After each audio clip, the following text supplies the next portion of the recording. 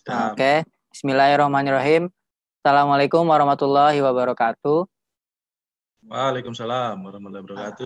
Alhamdulillahirrahmanirrahim. Puji syukur kepada Allah Subhanahu wa Ta'ala, sehingga kita dapat berkumpul kembali di kelas online hari ini, hari Rabu, yang insya Allah nanti yang diisi oleh guru saya juga, guru kita semua dari Pesantren Properti, yaitu Pak Bedit. Insya Allah dalam beberapa waktu kesempatan ke depan nanti kita akan menggali ilmunya Pak Bedit ini yang alhamdulillah memiliki beberapa titik di perumahan di Magetan ya Pak ya. Insya Allah mungkin nanti ada Pak Babang juga untuk sementara beberapa waktu sambutan sebentar mungkin karena kan jadwal yang agak padat karena menyiapkan beberapa program baru untuk pesantren properti. Karena beberapa waktu dekat lagi nanti ini akan ada beberapa program yang mau dibuka. Contohnya seperti program kuliah 1 tahun nanti dibuka bulan September insya Allah. Nanti tahun ke depannya lagi insya Allah ada kelas kuliah malam.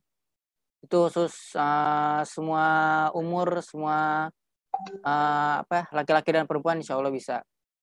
Jadi buat yang tidak ada kegiatan siang harinya bisa ikut yang kelas malam nanti itu. Insya Allah dibuka nanti tahun depan. Yang diinfokan lagi nanti. Bisa dicek web kita di pesantrenproperty.com. Dan sebentar lagi mungkin ada program yang sayang anak juga. Mungkin awal bulan puasa insya Allah kita akan buka program sayang anak. Jadi tetap yang tertarik terhadap programnya atau ingin mengetahui informasinya bisa dicek web kita di www.pesantrenproperty.com. Di situ udah ada program-program yang akan kita buat kembali, yang kita akan buka. Begitu. Mungkin yang join sudah alhamdulillah sudah ada 66 orang. Ambil mungkin Pak Bambang sedang bersiap-siap sebentar mau pembukaan mungkin untuk kelas online hari ini. Seperti yang ada di layar Bapak-bapak dan Ibu-ibu semua, mungkin di HP atau di laptop, ada portofolio tentang Pak Bedit. Bisa dilihat dari dahulu, beliau seorang Presma BEM di Unsud Prokto. Mau mulai sekarang Pak. Oke, Pak Bambang sudah siap, jadi kita berikan waktunya kepada Pak Bambang. Waktu dan tempatnya saya persilahkan Pak.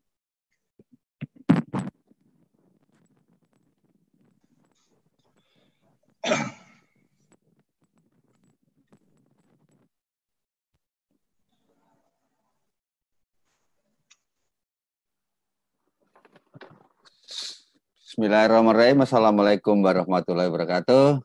Waalaikumsalam Alhamdulillah. Aduh, Mas Bedit tambah ganteng. Jadi hari ini kita hadirkan ini mantan ketua BEM Unsud. Nah, itu. Tapi begitu lulus jadi tukang bakso, jual bakso di Purwokerto. Tapi hikmah jual bakso itu akhirnya bisa dapat wanita cantik, wanita berwajah berwajah Jawa banget gitu kan ya, wajah Jawa banget, dan alhamdulillah sudah dikaruniai 2 anak, putri-putri semua. Tujuan saya memperkenalkan hanya satu kok, biar nggak terpencet sama Mas Bedit gitu aja. Dan alhamdulillah ya perjalanan panjang Mas Bedit dari bisnis bakso, karena kan nggak cucuk masuk sarjana bisnis bakso itu kan ya menyayangi pengusaha kecil gitu kan. Sudah sarjana di wisuda tapi kan jadi tukang bakso kan sama dengan menyayangi pengusaha kecil. Maka selalu saya sampaikan, kalau kalian teman-teman lulus sarjana, ya tolong jangan bisnis yang menyayangi usaha kecil gitu kan, menyayangi UKM. Ini kan setengahnya rada dolim gitu loh. Kalau saya, tapi monggo gitu kan ya, monggo pelan-pelan lah teman-teman beralih ke usaha properti, karena bukan masalah ingin kaya, bukan, Tapi usaha properti itu bagian dari perjuangan seluruh anak bangsa loh ya. Itu saja. Tolong jangan berpikir hanya semata supaya kaya. Tidak. Kita tidak ngajarin teman-teman supaya kaya raya. Enggak lah. Kita enggak pernah, jarang sekali ngomong, oh, kamu supaya kaya. Enggak. Tapi bagaimana ini menjadi ladang amal, menjadi ladang dakwah teman-teman. Karena dengan punya kekuatan ekonomi yang baik, insya Allah bisa membantu banyak teman saudara-saudara kita. Dan apa yang kalau teman-teman jadi usaha properti, paling tidak ada ratusan pengusaha lain yang terdorong.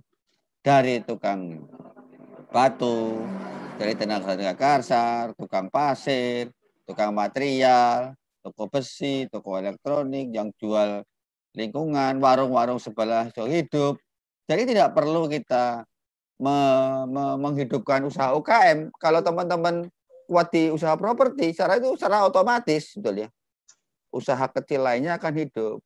Jadi bagi teman-teman sekarang yang masih usaha UKM, tolonglah pelan-pelan ditutup, gitu. Pelan-pelan ditutup. Terus usaha itu, kalau kalian ingin jadi orang yang lebih mulia, usaha itu diberikan kepada saudaramu yang lain. Supaya apa? Ada kesempatan. Itu saran saya. Ya. Jadi malam hari ini sampai jam 10 nanti. Wow. Oh, iki Zoom-nya bayar, Mas. Jadi Zoom-nya ini nggak gratis. Kalau gratis kan yang 45 menit. Ya kan? Ini bayar. Bayar itu, jadi kalau ada hanya 45 menit, pasti Zoom-nya nggak bayar itu. Kalau kita bayar, Mas, langganan. Jadi mampu sampai 300, Mas. Gitu. Kita langganan tiap bulan, Mas. Jadi kelas online juga kita ragat gitu loh bahasanya. Jadi sampai monggo sampai setahun jam 2 jam masih mampu. Dan harapan kalau mampu teman-teman ya nanti diskusi aja sampai jam 10 malam sampai sahur kalau besok ya. Jadi teman-teman semuanya, pengalaman panjang Mas Bedit, merasa sekarang walaupun ada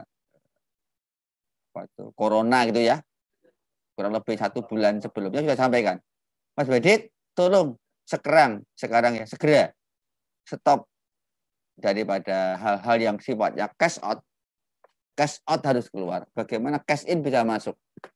Karena situasi sekarang yang harus dipahami teman-teman. Ini nggak tahu loh ya. Mungkin 3 bulan, 4 bulan, 5 bulan loh. Perkiraan nih paling cepat sampai Desember loh ya.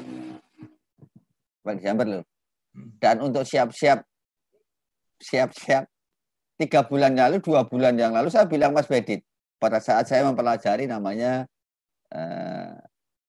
akhir zaman saya. Ya. Akhir zaman. Saya bilang Mas Bedit siap-siap aku. Harus di rumah ada uang tunai. Ya, disiapin benar. Jangan semua dalam bentuk material, dalam bentuk yang di luar. Tapi cadangkan dana. Karena situasi sekarang yang diperlukan hanya 2, Mas. Punya uang tunai karena gue bayar listrik dan sebagainya, dan punya makanan. Mungkin sertifikat dan sebagainya mungkin nggak ada arti, kurang berarti saat ini. Ya, investasi kurang berarti. Tapi penting banget bagaimana sekarang teman-teman memegang cash.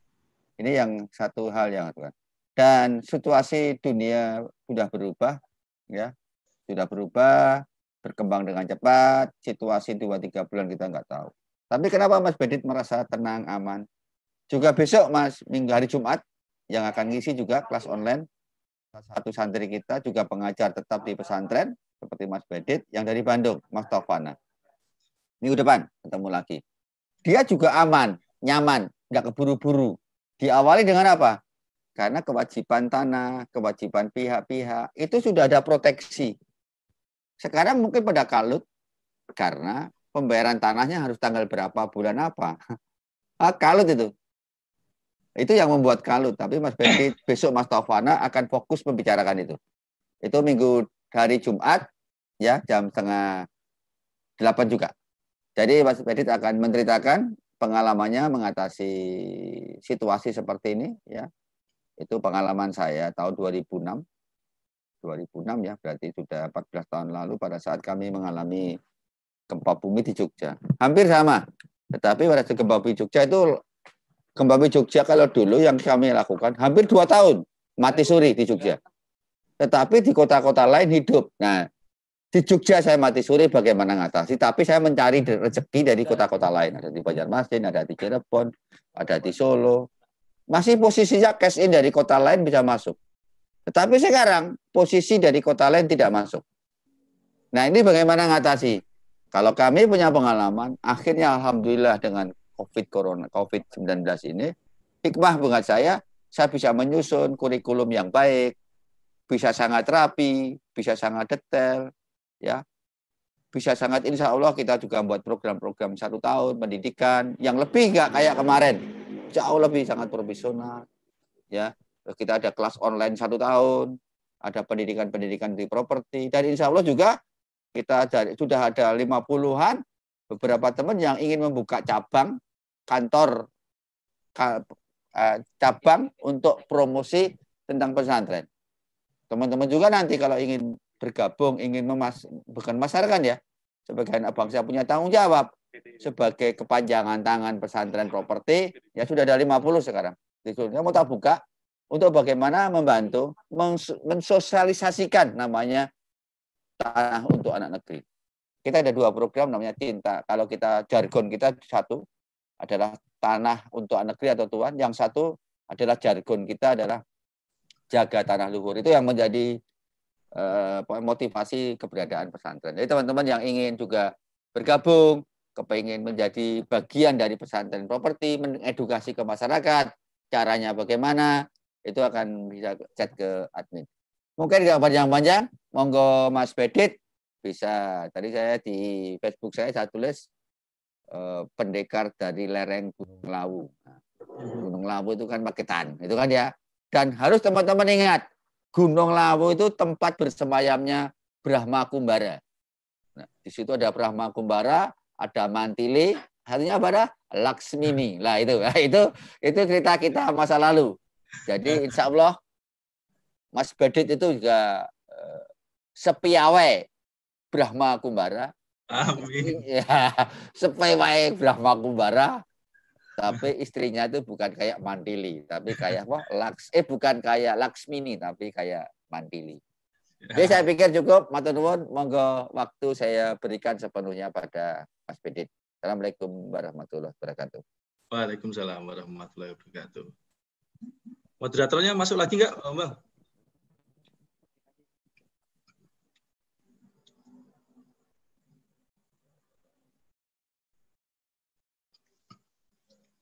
Oke. Langsung nih, kedengar ya? Baik. Bismillahirrahmanirrahim. Assalamualaikum warahmatullahi wabarakatuh. Selamat malam, salam sejahtera bagi kita semua. Alhamdulillahirrahmanirrahim. Puji syukur kehadirat Allah Subhanahu wa Ta'ala. Tuhan yang Maha Kuat lagi menguatkan kita semua. Tuhan yang Maha Sehat lagi menyehatkan kita semua. Dan Tuhan yang Maha Hebat lagi menghebatkan kita semua. Kemudian salawat dan salam senantiasa tercurah kepada Nabi besar Muhammad SAW, Nabi kita semua yang terus membimbing kita, memberikan suri teladannya kepada kita semua, sehingga kita bisa melewati ini semua. Yang pertama saya ingin mengucapkan terima kasih kepada adik-adik moderator, adik-adik kami, Mas Fadil dan kawan-kawan, santri properti yang sebelumnya ada di Pak Zamil Azaini, guru kami juga, dan luar biasanya mereka semua ini adalah hafal Al-Quran gitu ya. Jadi mereka semua adalah tahfidz Quran yang hari-hari ini terus memberikan suri teladan dan memberikan sumbang kontribusinya, sehingga Pak Bambang ini nggak sendirian. Karena biasanya saat lockdown ini bingung Pak Bambang kalau nggak ada temannya. Kemudian yang kami hormati dan kami sangat patuhi Bapak Guru Bambang Ifnuruddin Hidayat yang terus memberikan wejangan, memberikan saran, memberikan bimbingan, sehingga kami bisa lolos dan bisa lebih baik dan lebih maju lagi. Juga guru-guru properti kami, guru-guru bisnis kami yang di malam hari ini insya Allah hadir dan juga mungkin belum bisa hadir, semua ilmu, semua pengalaman, semuanya berasal dari guru-guru kami, dan hari ini kami hanya berusaha untuk menyampaikan berdasarkan pengalaman kami. Dan juga teman-teman semua yang sudah hadir di malam hari ini. Terima kasih untuk semuanya. Perjalanan saya lahir, tinggal sampai SMA di Magetan, Jawa Timur, Bapak Ibu semua. Betul di bawah lereng Gunung Lawu gitu ya. Kami orang desa, bapak saya petani. Kemudian alhamdulillah saya bisa kuliah di Universitas Jenderal Sudirman Purwokerto, yang pada saat itu kami tidak cukup percaya diri untuk mendaftar di universitas negeri yang cukup ternama saat itu, dan yang penting saat itu adalah negeri, karena bagi kami negeri menurut kami adalah yang murah gitu kan ya, yang murah. Dan alhamdulillah lewat SPMB zaman dulu kami diterima di Purwokerto, dan Purwokerto menjadi perjalanan yang sangat berkesan bagi kami karena kami akhirnya mengenal organisasi, mengenal bagaimana berkawan, bagaimana kita bermanfaat dan berguna kepada orang lain. Dan kami aktif di beberapa organisasi himpunan mahasiswa hingga sampai ke BEM Fakultas Ekonomi. Kemudian perjalanan kami saat itu orang tua saya berpesan ketika mau kuliah bahwa, Dit, kalau mau kuliah tujuan atau karepmu ki piye? Kalau bahasa Jawa ini karepe piye gitu ya. Nah, yo saya jawab, yo pokoknya sinau Pak gitu ya. Nah, gini, jadi nak umpama kuliah, akhirnya akan ada dua pilihan dalam hidup, dalam pekerjaan. Apakah nanti kamu cari kerja atau bikin kerjaan, gitu ya.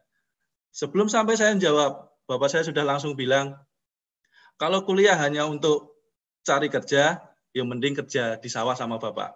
Jadi bapak saya petani tebu yang setor tebu ke pabrik-pabrik gula di Kabupaten Magetan, Madiun, dan sekitarnya. Oke, berarti saya harus apa? Berarti kamu harus menciptakan lapangan kerja, harus wira swasta, harus nolong saudara-saudaramu. Akhirnya masuk sekali di pikiran saya, dan saat lulus kuliah, usaha kami pertama, bahkan sejak sebelum lulus itu ya, kami usaha di warung bakso di Purwokerto, dan warung bakso kami hanya bertahan kurang lebih 1 tahun dengan keterbatasan kami tidak bisa survive di warung bakso itu.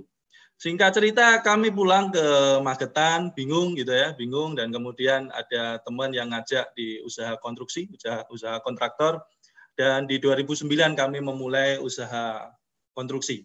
Jadi di bidang konstruksi kami sudah 10 tahun lebih ya, dari 2009.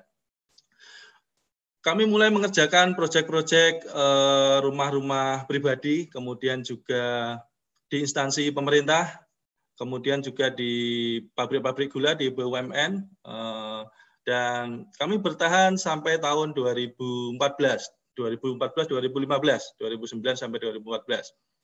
Nah, saat 2014 itu sebenarnya kami ibaratnya proyeknya lagi akeh-akeh gitu ya, lagi banyak-banyaknya. Tapi saat lagi banyak-banyaknya kami juga merasa tidak nyaman, merasa bingung. Sepertinya profesi ini kok bukan nggak enak gitu ya, bukan kami banget. Maka kami berkesempatan saat itu mengerjakan sebuah proyek perumahan, ada sebuah proyek perumahan yang di Magetan gitu ya, dan seorang developer yang mencari kontraktor.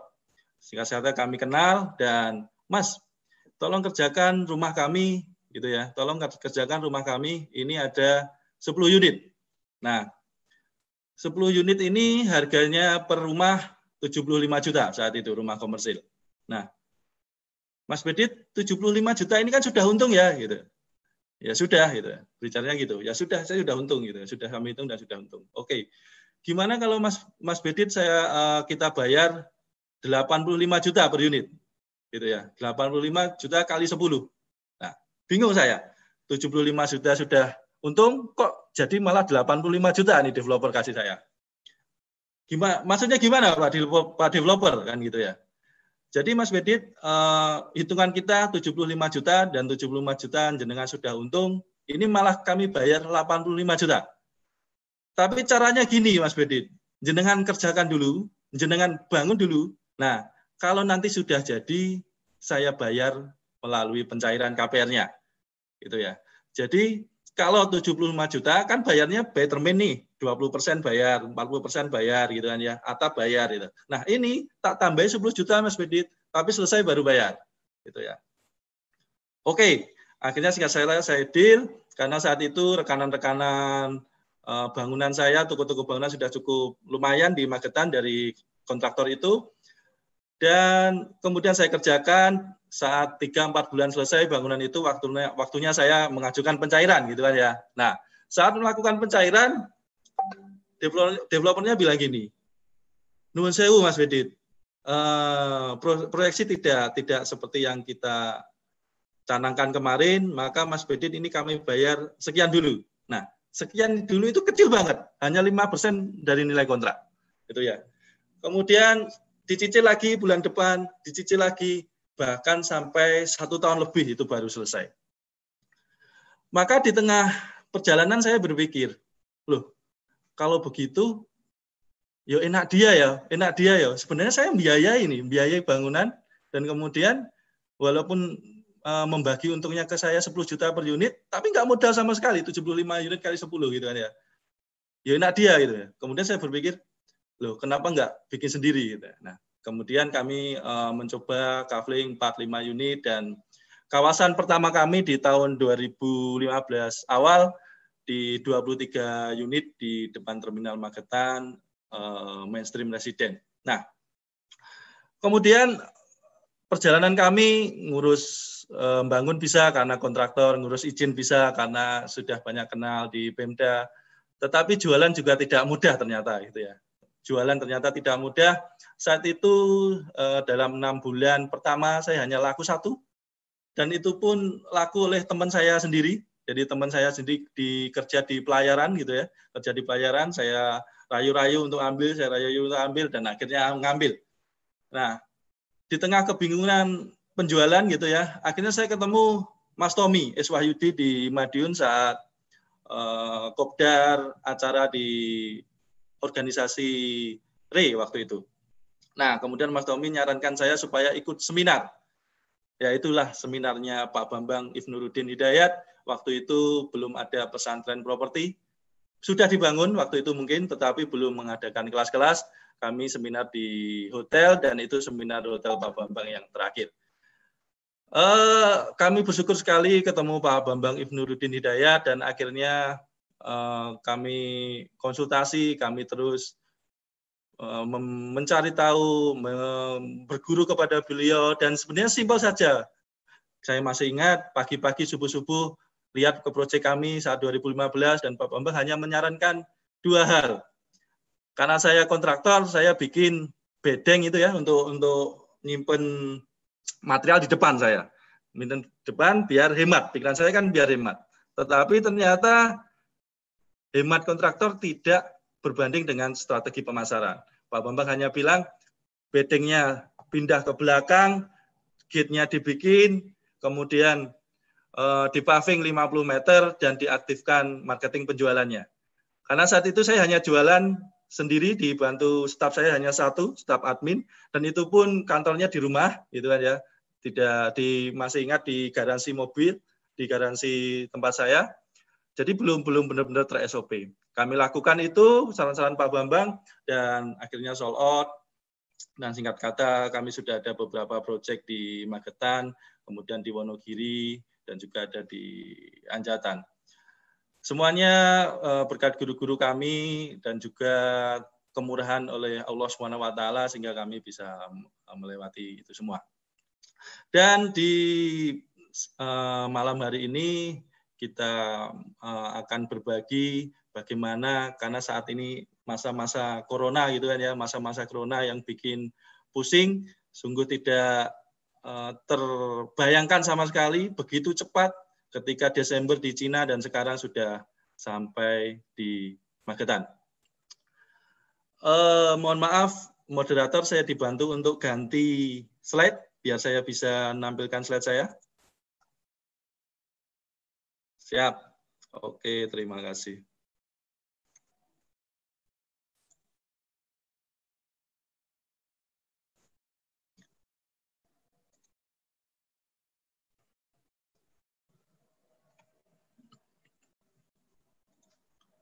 Baik, terlihat ya? Belum? Siap. Baik, terima kasih. Jadi, era corona seperti ini cenderung membuat kita was-was, cenderung membuat kita khawatir karena segala aktivitas menjadi terbatas.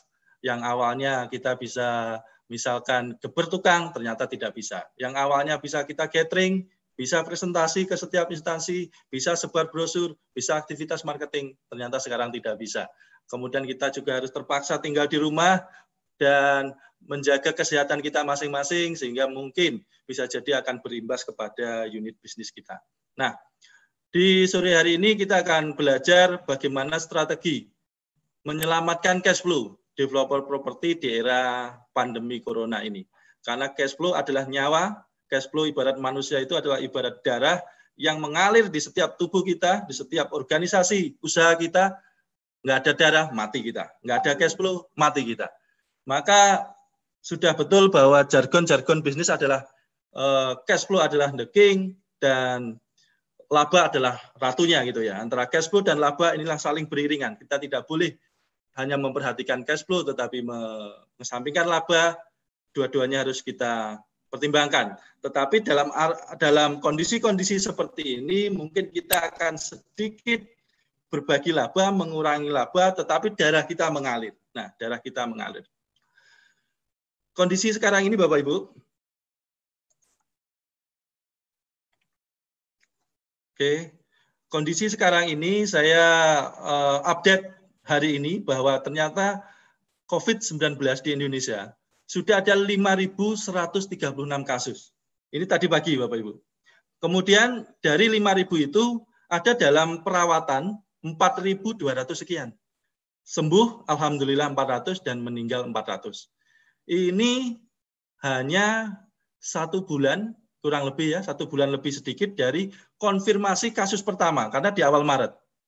Walaupun kita tidak tahu apakah sebelum Maret itu sebenarnya sudah ada di Indonesia, tetapi kan pemerintah mengkonfirmasi kita di awal Maret. Maka dalam 1 bulan 5.000 begitu cepatnya, dan bisa jadi data ini ya, bisa jadi sekali lagi bisa jadi data ini lebih dari yang sebenarnya lebih dari ini gitu kan ya. Nah, kondisi saat ini Bapak Ibu, PHK dan pekerja yang dirumahkan tembus 2,8 juta karena corona. Saya ambil dari CNN Indonesia tanggal 13 bulan 4 2020, baru hari kemarin. Ada 2,8 juta karena corona. Dan di Amerika nih yang negara superpower begitu ya, negara superpower sudah ada 6 juta yang di PHK. Gitu dari informasi yang masuk ke kita. Kemudian ada 43.000 nih, ada lagi nih, 43.000 pekerja di Jabar yang dirumahkan karena PHK akibat corona. Dan di Lombok ini kita lihat 180 perusahaan tutup, 11.000 pekerja dirumahkan. Nah, artinya apa? Corona sudah berdampak kepada sendi-sendi sel-sel ekonomi UMKM kita. Bahkan segala bisnis, segala lini bisnis kita sudah kena semua. Dan kalau kita berbicara developer di pagi hari ini, di saat ini, di bulan ini, kita mengalami yang namanya penjualan stagnan dan bisa jadi cenderung menurun. Kalau di antara Bapak Ibu, di antara teman-teman semua penjualan masih stabil, kita pantas bersyukur, kita pantas alhamdulillah sekali. Karena dari hasil diskusi kami dengan beberapa rekanan developer, semuanya sudah sambat gitu kan ya. Sudah stagnan, bahkan cenderung menurun. Bagaimana tidak stagnan? Konsumen sekarang seperti yang dibilang Pak Bambang tadi, berpikirnya adalah menahan cash. Bagaimana kita bisa selamat, keluarga kita selamat, kita berpikir beli bahan-bahan pokok dulu. Sangat jarang kita berpikir untuk investasi. Walaupun sebenarnya kita butuh rumah, walaupun sebenarnya kita tidak punya rumah, kita punya uang, tetapi dalam kondisi seperti ini kita terpaksa untuk menahan dulu gitu ya, menahan dulu. Nah, kami mengalami per hari ini perbankan sudah tidak menerima konsumen wira swasta. Bahkan bukan hanya konsumen wira swasta, konsumen pegawai swasta nih. Jadi pengalaman kami, pegawai swasta kerja di pabrik pipa di Surabaya sudah mau diakadkan hari Senin minggu kemarin. Nah, sudah keluar SP3 nih, sudah mau diakadkan. Tetapi karena corona keluarlah edaran dari kantor pusat bahwa karyawan swasta dan wira swasta pending dulu, tidak jadi diakadkan. Nah, mutiar lah kowe. Dan juga ada kendala-kendala akad. Kendala-kendala akad. Pengalaman kami ada konsumen yang di Bali gitu ya, sudah SP3, siap akad, pajak-pajak sudah clear, checking clothing di BPN sudah clear. Alhamdulillah sempat clear. Teman-teman ada yang merasakan BPN sekarang tutup, mumet nggak bisa checking clothing kan gitu. Akhirnya apa? Kendala tidak bisa akad karena tidak bisa datang gitu kan ya. Kita harus terisolasi di rumah, tidak bisa datang untuk akad. Kemudian yang biasanya kita bisa survei lokasi, gathering, sebar brosur, wis ora iso dilakukan. Ora iso tenang.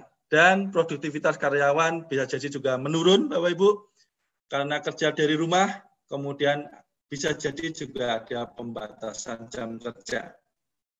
Kami karyawan semuanya, karyawan kantor gitu ya, kerja dari rumah mulai tanggal 2 sampai kemarin tanggal 12, dan baru 2-3 hari ini kami masuk secara terbatas jam 9 sampai jam 2, jam 3, yang awalnya jam 8 bisa sampai maghrib gitu ya. Dan tukang-tukang kami juga kami harus terpaksa untuk lockdown dulu, pray dulu, dan di kemarin sudah mulai masuk tapi juga sangat terbatas. Akhirnya apa? Produktivitas karyawan, kemudian tukang-tukang kita, produksi kita akhirnya terjadi stagnan dan menurun. Maka bisa jadi dalam beberapa hal bulan kemudian entah kita kuat berapa lama kalau seperti ini terus terjadi gitu kan ya. Mungkin kita akan terancam kesulitan cash flow dan tagihan-tagihan mungkin molor dan tidak terbayar. Mungkin pengalaman-pengalaman di dunia yang Cina sudah bisa berhasil keluar walaupun ada kasus baru lagi 100-an orang gitu kan ya. Mungkin secara kesehatan, secara virusnya sendiri, moga-moga saja Allah Subhanahu wa taala berkenan, mungkin di pertengahan tahun insya Allah sudah mulai grafiknya turun berkurang gitu. Tetapi imbas ekonomi, imbas UMKM, imbas pekerjaan kita tidak akan secepat itu. Kami yakin tidak akan secepat itu. Imbas kita, pertumbuhan ekonomi kita akan lolos misalkan di akhir tahun, itu sudah luar biasa sekali bagi Indonesia. Berarti apa? Kita harus antisipasi nih, sekarang sampai akhir tahun. Itu paling minimal sekali kalau menurut kami. Minimal sekali. Bisa jadi lebih. Tapi semoga namanya prediksi manusia tidak terjadi, semoga lebih cepat, lebih pemerintah lebih sigap, kita semua sebagai warga negara lebih peduli untuk tetap di rumah, kemudian cuci tangan dan sebagainya. Itu realita developer yang kita hadapi saat ini. Jika teman-teman tidak menghadapi ini, patut dan sangat harus bersyukur sekali, berarti teman-teman bisa lolos dan teman-teman mungkin bisa survive. Tetapi bagi kita yang mungkin sedikit merasakan, yuk kita antisipasi sebelum semuanya semakin gawat gitu ya, semakin genting. Maka dalam situasi seperti ini saya ingat sebuah perkataan dari Haim Zinnet, seorang guru dan psikolog dari Amerika Serikat. Beliau mengatakan, dalam semua situasi, reaksikulah yang menentukan apakah sebuah krisis akan memuncak atau mereda, dan apakah seseorang akan diperlakukan sebagai manusia atau direndahkan. Jadi apa? Dalam segala situasi, reaksikulah yang akan menentukan, gitu ya. Kita tidak bisa mengontrol apa-apa yang terjadi di luar sana, tetapi kita bisa mengontrol apa yang bisa terjadi di dalam tubuh kita. Kita bisa mengontrol reaksi kita, kita bisa mengontrol apa yang kita lakukan untuk menghadapi ini. Maka kontrollah, bereaksilah sepositif mungkin. Nah, bagaimana nanti kita bereaksi positif, kita akan belajar di berikutnya. Ada John F. Kennedy, Presiden Amerika Serikat, mengatakan bahwa ketika ditulis dalam bahasa Cina, kata krisis terdiri dari dua hal. Satu, mengartikan bahaya, dan yang lainnya mengartikan kesempatan. Gitu ya. Saya tidak tahu bahasa Cinanya krisis apa, tetapi John Kennedy mengatakan begitu. Bahwa ternyata dalam setiap krisis, itu selalu ada dua hal. Yang pertama adalah krisis memang menyebabkan bahaya, tetapi di balik bahaya itu ada kesempatan, ada peluang, ada opportunity yang bisa kita manfaatkan dan yang bisa kita membuat kita lolos.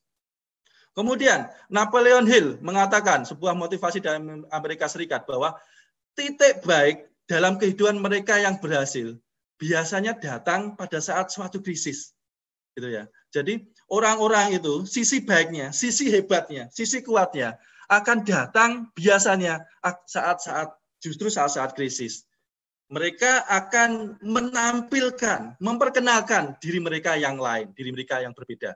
Jadi saat kita ditempa, saat kita menghadapi sesuatu yang sulit, mungkin kreativitas kita, daya ledak kita, daya juang kita akan semakin kuat, akan semakin hebat.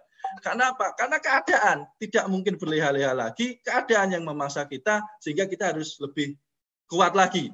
Kita belajar bagaimana seorang pandai besi itu ya, seorang pandai besi, bagaimana dia bisa besi yang kita tempa sekeras-kerasnya, kita bakar sekuat-kuatnya, justru dia akan semakin kuat, justru dia semakin baik, semakin terbentuk dan jadilah keris, jadilah pedang gitu kan ya. Seorang baja yang ditempa semakin bagus, semakin hebat, semakin baik dan semakin useful, semakin bermanfaat. Yang awalnya baja biasa saja, jadi pisau, jadi pedang, jadi keris, akhirnya bermanfaat. Begitu juga kita. Kalau saat krisis ini kita memaknainya positif, bisa memunculkan potensi terbaik kita, maka tidak mustahil kita akan bisa meledakkan semua potensi kita. Dan saya juga belajar bahwa dalam surat Al-Asyirah ayat 6, sesungguhnya bersama kesulitan itu selalu ada kemudahan. Kemudian Allah juga tidak akan membebani seorang itu, melainkan sesuai dengan kesanggupannya. Quran surat Al-Baqarah ayat 286. Dan janganlah kamu berduka cita, karena sesungguhnya Allah selalu bersama kita. Jadi apa, Bapak Ibu semua? Tenang saja, semuanya tidak ada badai yang tidak berlalu. Gitu kan ya. Oke, kita ikhtiar, oke, kita berusaha, memang harus kita lakukan, tetapi Allah sudah berjanji di hadapan kita semua bahwa janganlah kamu berduka cita, sesungguhnya Allah selalu bersama kita. Dan tidak ada Allah itu menguji di luar batas kemampuan kita, gitu kan ya. Jadi di bawah kesulitan selalu ada kemudahan. Itu yang kami pelajari. Baik, kita langsung ke materi inti kita, karena kita nanti akan bagaimana memperbanyak diskusi. Strategi yang kita lakukan agar cash flow perusahaan kita kuat menghadapi tadi omset yang menurun, kemudian cash flow yang mencekik gitu kan ya. Apa saja strategi yang bisa kita lakukan? Ini pengalaman kami yang kita lakukan di unit usaha bisnis selama 10 tahun lebih, dan juga inspirasi dari guru-guru kami. Bahwa ternyata dalam hal begini, dalam hal sesulit ini, langkah pertama yang harus kita kuatkan adalah mental diri kita sendiri dan karyawan-karyawan kita. Mengapa demikian? Karena karyawan-karyawan kita itu melihat kita itu leadernya, kita ownernya, kita project manajernya, gitu kan ya. Maka arahnya seperti apa nih Pak Bos ini, gitu kan ya. Jangan-jangan kalau kita loyo, gitu kan ya. Jangan-jangan kalau kita loyo, kita pesimis menghadapi ini, maka down-lah mental karyawan kita. Karyawan kita yang berhadapan dengan user, karyawan kita yang berhadapan dengan konsumen, waduh, jangan-jangan ini yang deal tidak bisa dibangun oleh bos saya, gitu kan ya. Jangan-jangan konsumen ini nanti bukan prestasi gitu kan developer saya, gitu kan ya. Jangan-jangan ini sudah mau jatuh tempo pembayaran tanah, kita tidak bisa bayar. Jangan-jangan kontraktor sudah teriak-teriak, kita tidak bisa bayar. Dan semua yang bertarung itu, yang menghadapi itu, lini pertama kan karyawan kita. Nah, kalau karyawan kita mentalnya sudah down, habislah kita. Maka kuatkanlah mental diri kita dan kuatkanlah mental karyawan kita. Dengan apa? Dengan sadar sepenuhnya bahwa kita memang harus hadapi ini. Kita boleh positif, boleh semangat, boleh optimis, tetapi kita harus sadar bahwa ini memang patut kita waspadai. Kondisi ini memang patut harus kita terus untuk kita kasih perhatian, gitu kan ya. Nah, berarti apa?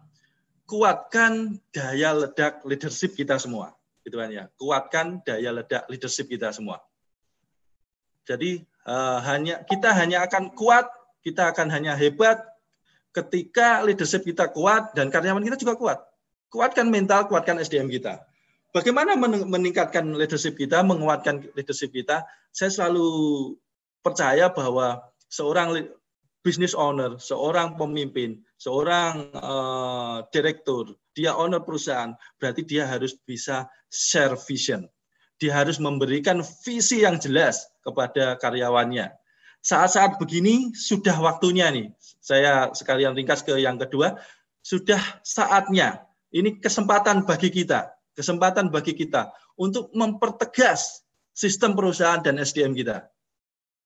Yang dulu biasanya saat biasa kita sibuk proses produksi gitu kan ya, proses jualan, akhirnya SDM tidak terlalu termanage, tidak terlalu terawasi, walaupun termanage tetapi ya belum maksimal. Maka saatnya lah, ini banyak waktu luang, kita bisa meeting via Zoom, meeting via kecil, terus tebarkan visi, terus tebarkan misi, kuatkan mental karyawan kita. Karena apa? Tugas pemimpin adalah setting clear goal.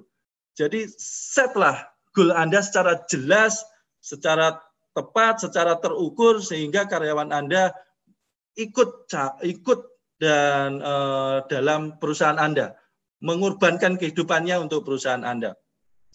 Kira-kira apa ya perusahaan Anda yang ingin capai selama 5 tahun, 7 tahun, 10 tahun kemudian? Sharekan, visikan, kasih semuanya ke konsumen dan libatkan ke karyawan dan libatkan mereka untuk bagaimana memikirkan perusahaan kita. Juga nilai-nilai perusahaan, sharekan, bangun bareng gitu kan ya. Jangan sampai karyawan kita membangun nilai-nilainya sendiri. Nilai-nilai perusahaan itu apa sih? Budaya perusahaan. Karena budaya ini kalau tidak kita arahkan, nanti juga akan tercipta sendiri gitu ya. Berangkat jam 9 atau berangkat jam 8. HP harus dimatikan. Kemudian sholat tepat waktu misalkan. Kemudian jujur, disiplin. Nah, nilai-nilai itu harus kita tanamkan betul ke karyawan kita. Ini saatnya, ada waktu kita untuk mengulang. Gitu kan ya. Saat lockdown ini ada waktu kita untuk mengulang, ada waktu kita untuk mempertegas, ada waktu kita untuk mempertajam karyawan-karyawan kita. Share visi-visi perusahaan Anda, temukan nilai-nilai yang ingin Anda bangun bersama karyawan Anda. Kemudian juga sekarang waktunya saat lockdown begini bangun struktur organisasi yang baru atau yang lebih baik gitu ya. Perjelas SOP dan perjelas job desk-nya. Kalau perlu sudah investasi kepada sistem informasi developer misalkan. Job desk kita perjelas semuanya. SOP kita. Mas, saya sudah punya SOP. Mas, karyawan sudah jelas, sudah bisa. Oke, luar biasa. Tetapi seberapa detail, seberapa terinci, seberapa goalnya keluar gitu kan ya. Nah, sekarang waktunya, karena kita sekarang punya waktu yang banyak, tidak produksi juga sedikit terhambat gitu kan ya, marketing juga hanya via online. Kita punya waktu untuk bagaimana menguatkan mental kita, menguatkan karyawan kita. Saya selalu percaya bahwa mental adalah hal yang utama, sistem adalah hal yang utama bagi kita semua. Karena apa? Saya pernah belajar di Coach Fahmi gitu ya, di Grounded, kalau Bapak Ibu semua pernah hadir di Malang gitu ya, di Grounded Business Coaching, bahwa ada 9 pilar bisnis. Ada 9 pilar bisnis yang itu kalau kita lakukan akan membuat bisnis kita scale up, meningkat gitu ya. Nah, 9 pilar itu apa? Ada cost, ada omset di dalam situ. Nah, kalau kita mau cost dan omsetnya kita kuat, ternyata kita harus mempertegas, memperkuat, memperinci kinerja SDM, meningkatkan kinerja SDM. Itu ternyata menjadi sebuah nilai, menjadi sebuah hal yang harus kita perhatikan. Kinerja SDM. Dan juga apa? Kepuasan pelanggan, Bapak Ibu. Sekarang saat lockdown, waktunya kita menyapa pelanggan-pelanggan yang lama dulu.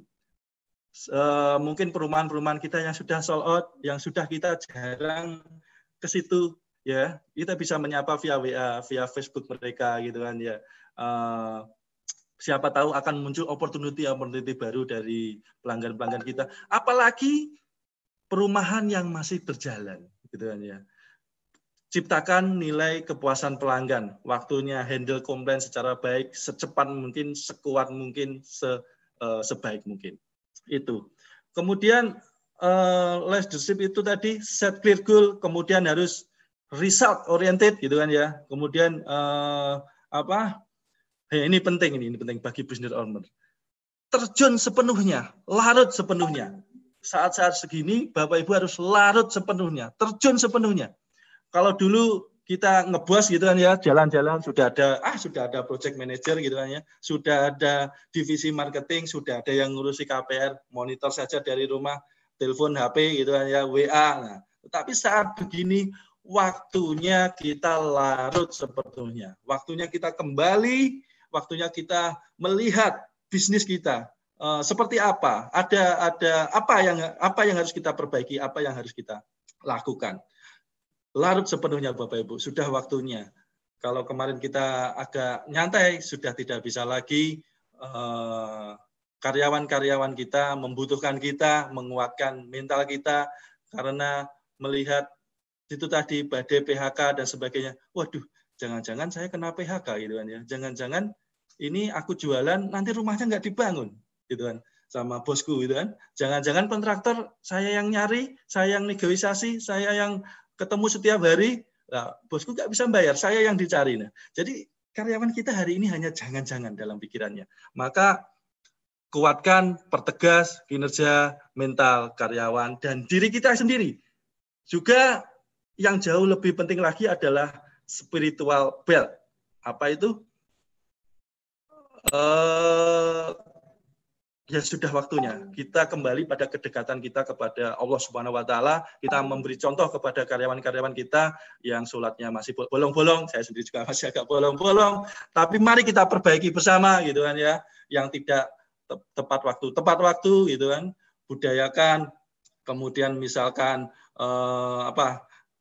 tilawah bersama, sholat duha bersama di kantor gitu ya. Walaupun sekarang kondisi lockdown, ya sudah bareng-bareng di rumah masing-masing skala kecil, kita berdoa bersama, spiritual belt-nya dirubah, mentalnya dirubah, jangan seperti kemarin yang biasa-biasa saja, yang kemarin sudah hebat, sudah kuat, tingkatkan. Sekarang waktunya kita menguatkan sekali lagi mental dan sistem perusahaan kita. Nah, Bapak Ibu, berikutnya adalah kalau kita berbicara cash flow, sebenarnya hanya bertumbuh pada dua hal. Apa itu? Omset dan cost, kan gitu kan ya. Omset naik, cost turun. Itu cash flow yang membuat kita positif. Jadi hanya dua hal sebenarnya cash flow itu. Pertama, bagaimana omset, bagaimana cost kita turun. Gitu kan ya. Nah, omset ini bisa naik, artinya apa? Berarti omset yang banyak, kemudian tarik pembayaran secepat mungkin gitu kan ya. Tarik pembayaran secepat mungkin. Omset kita naikkan secepat mungkin, tetapi apa? Cost kita tekan sekuat-kuatnya dan bayar pengeluaran cicil selama-lamanya. Sebisa-bisanya lebih termin, lebih lama gitu kan ya. Itu cara utamanya. Tidak ada cara yang lain. Jadi hanya dua hal sebenarnya untuk kita cash flow-nya positif. Sekali lagi, omset naik, bayar secepat-cepatnya, uang masuk secepat-cepatnya, cost keluar sekecil-kecilnya, cicil selama mungkin kan gitu ya. Nah, caranya gimana?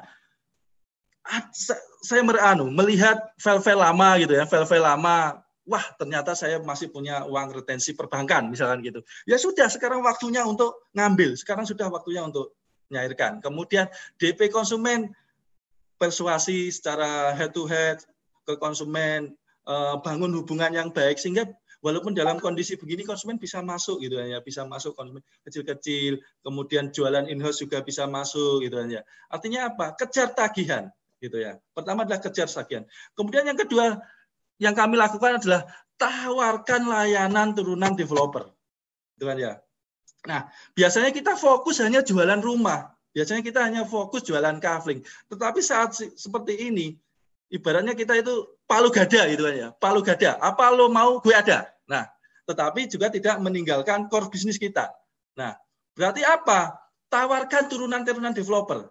Nah, kami kemarin yang kami lakukan ada perumahan-perumahan lama kami berusaha menjalin hubungan lagi dengan grup-grup WA mereka. Kami menawarkan, Om, Pak, Ibu, misalkan rumahnya catnya sudah agak kusam gitu kan ya, kami kasih diskon dalam hal begini, kami catkan ulang lagi gitu kan ya. Kemudian mungkin Ibu perlu nambah dapur, ada pasang kitchen set gitu kan ya, ada pasang cat yang baru, korden dan sebagainya. Loh, Mas, kita jadi kontraktor dan gitu ya. Loh, tidak harus gitu ya. Karena saat begini kita bagaimana menaikkan pendapatan. Kalau nggak bisa jualan rumah, ya turunannya ini kan ada. Ada konsumen-konsumen lama kita yang harus kita deketin lagi. Loh, kalau kita bukan kontraktor, piye? Ya gampang, kita jadi maklar ala kontraktor. Loh, gimana caranya? Ya sudah, kita hubungi konsumen yang lama gitu kan ya. Mas, saya perlu cat baru. Ya sudah, hubungan dengan kontraktor, kita ngambil selisihnya kan gitu. Kan ya nggak apa-apa, kan nggak masalah kan gitu. Tetapi ada uang pemasukan gitu kan. Tapi ada uang pemasukan. Karena saat begini kita harus nambah, kita harus menghidupkan pemasukan gitu kan. Hubungilah perumahan teman-teman yang lama yang sudah setelah terima gitu kan ya, tawarkan pekerjaan-pekerjaan tambahan, Bu, catnya sudah kusam, tambah pagar dan sebagainya. Atau perumahan kita yang baru juga begitu. Biasanya jualan rumah standar yang sudah setelah terima gitu ya, Bu. Bu, itu kan nggak tambah pagar sekalian, Bu, nggak tambah kanopi sekalian, Bu, ya, gitu. Nah, artinya apa? Mungkin pagar nggak seberapa, 10 juta, 15 juta gitu kan ya. Mungkin kanopi nggak seberapa. Loh, tetapi ya lumayan gitu kan ya, bisa untung sejuta, untung 500.000 kita serahkan ke kontraktor. Minimal buat bisa bayar listrik, minimal bisa buat gaji karyawan gitu kan. Berarti apa? Omset kita nambah gitu kan. Oke. Terus apa yang kami lakukan? Lah, teman-teman arsitek ini ya, teman-teman arsitek, teman-teman teknik ini, kalau nggak ada proyek baru kan seorang gambar nih, sudah nggak bisa ngapa-ngapain nih. Mau nungguin tukang juga, tukang sudah agak berkurang kan gitu. Ya sudah, bikin arsitek online. Gitu kan ya, bikin arsitek online. Tawarkan, bikin brosur via online, jasa arsitek, jasa gambar gitu kan, jasa gambar. Loh, apa ada orang yang bangun seperti ini? Ya sudah, coba saja daripada nggak gerak gitu kan ya. Daripada nggak gerak, ya coba saja gitu kan ya. Maka maksimalkanlah potensi-potensi yang ada. Kemudian apa lagi? Lah, manajemen estate nih, manajemen estate. Perumahan-perumahan yang lama ataupun yang baru, kalau kemarin mungkin ada petugas kebersihan gitu kan, ada sampah.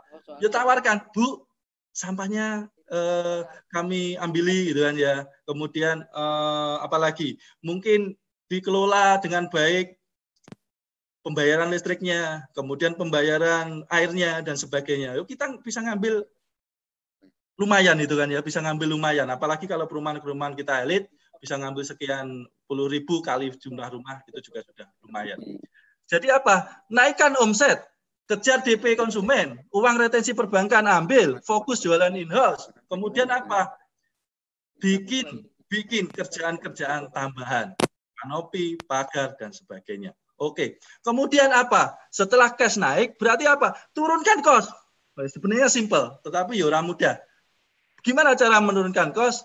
Pertama, proses lebih cepat, gitu kan ya. Pangkas proses lebih cepat dan pangkas proses. Ya cara nih, gitu kan ya. Nah, dulu gitu kan ya. Dulu saya berkat bimbingan Pak Bambang juga gitu kan ya, guru kami, bahwa ketika membangun rumah, Bugestin masih pakai triplek gitu kan ya, masih pakai kayu.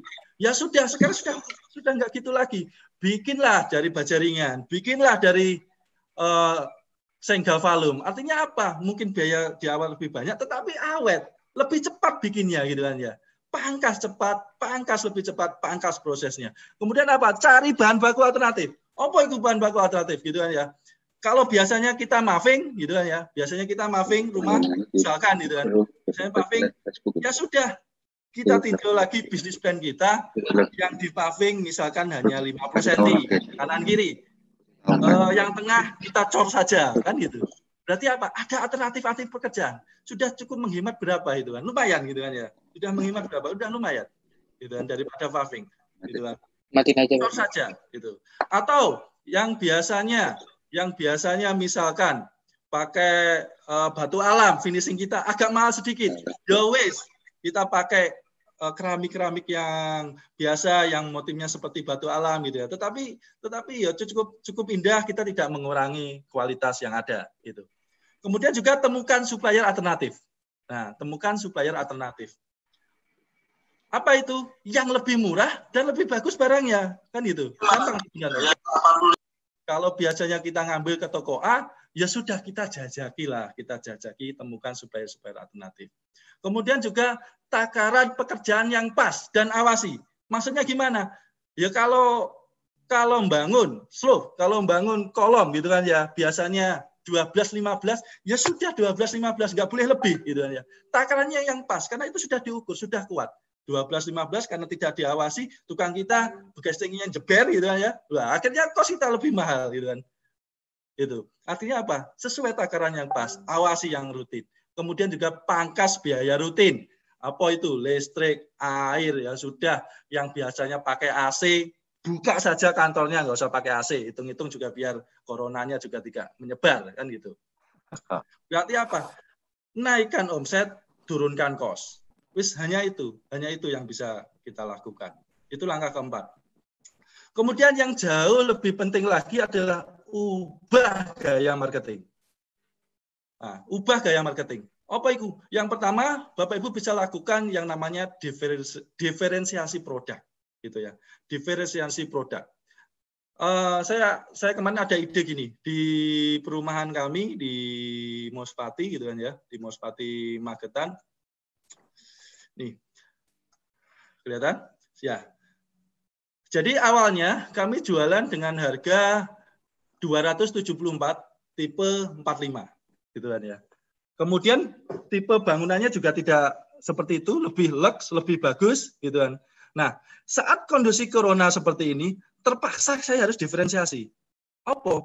Melonceng produk baru yang bisa lebih murah, yang bisa lebih kita tekan, yang bisa lebih dijangkau oleh konsumen. Tetapi syaratnya apa? Nggak boleh kaflingnya congklong.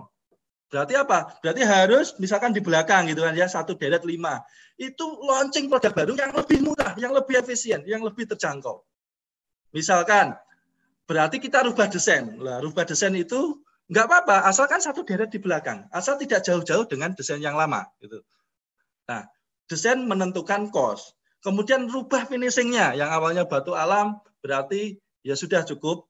Misalkan papan yang kayak kayu itu, kasih plank, kemudian dicat gitu kan ya, mirip kayu, ya sudah cukup bagus.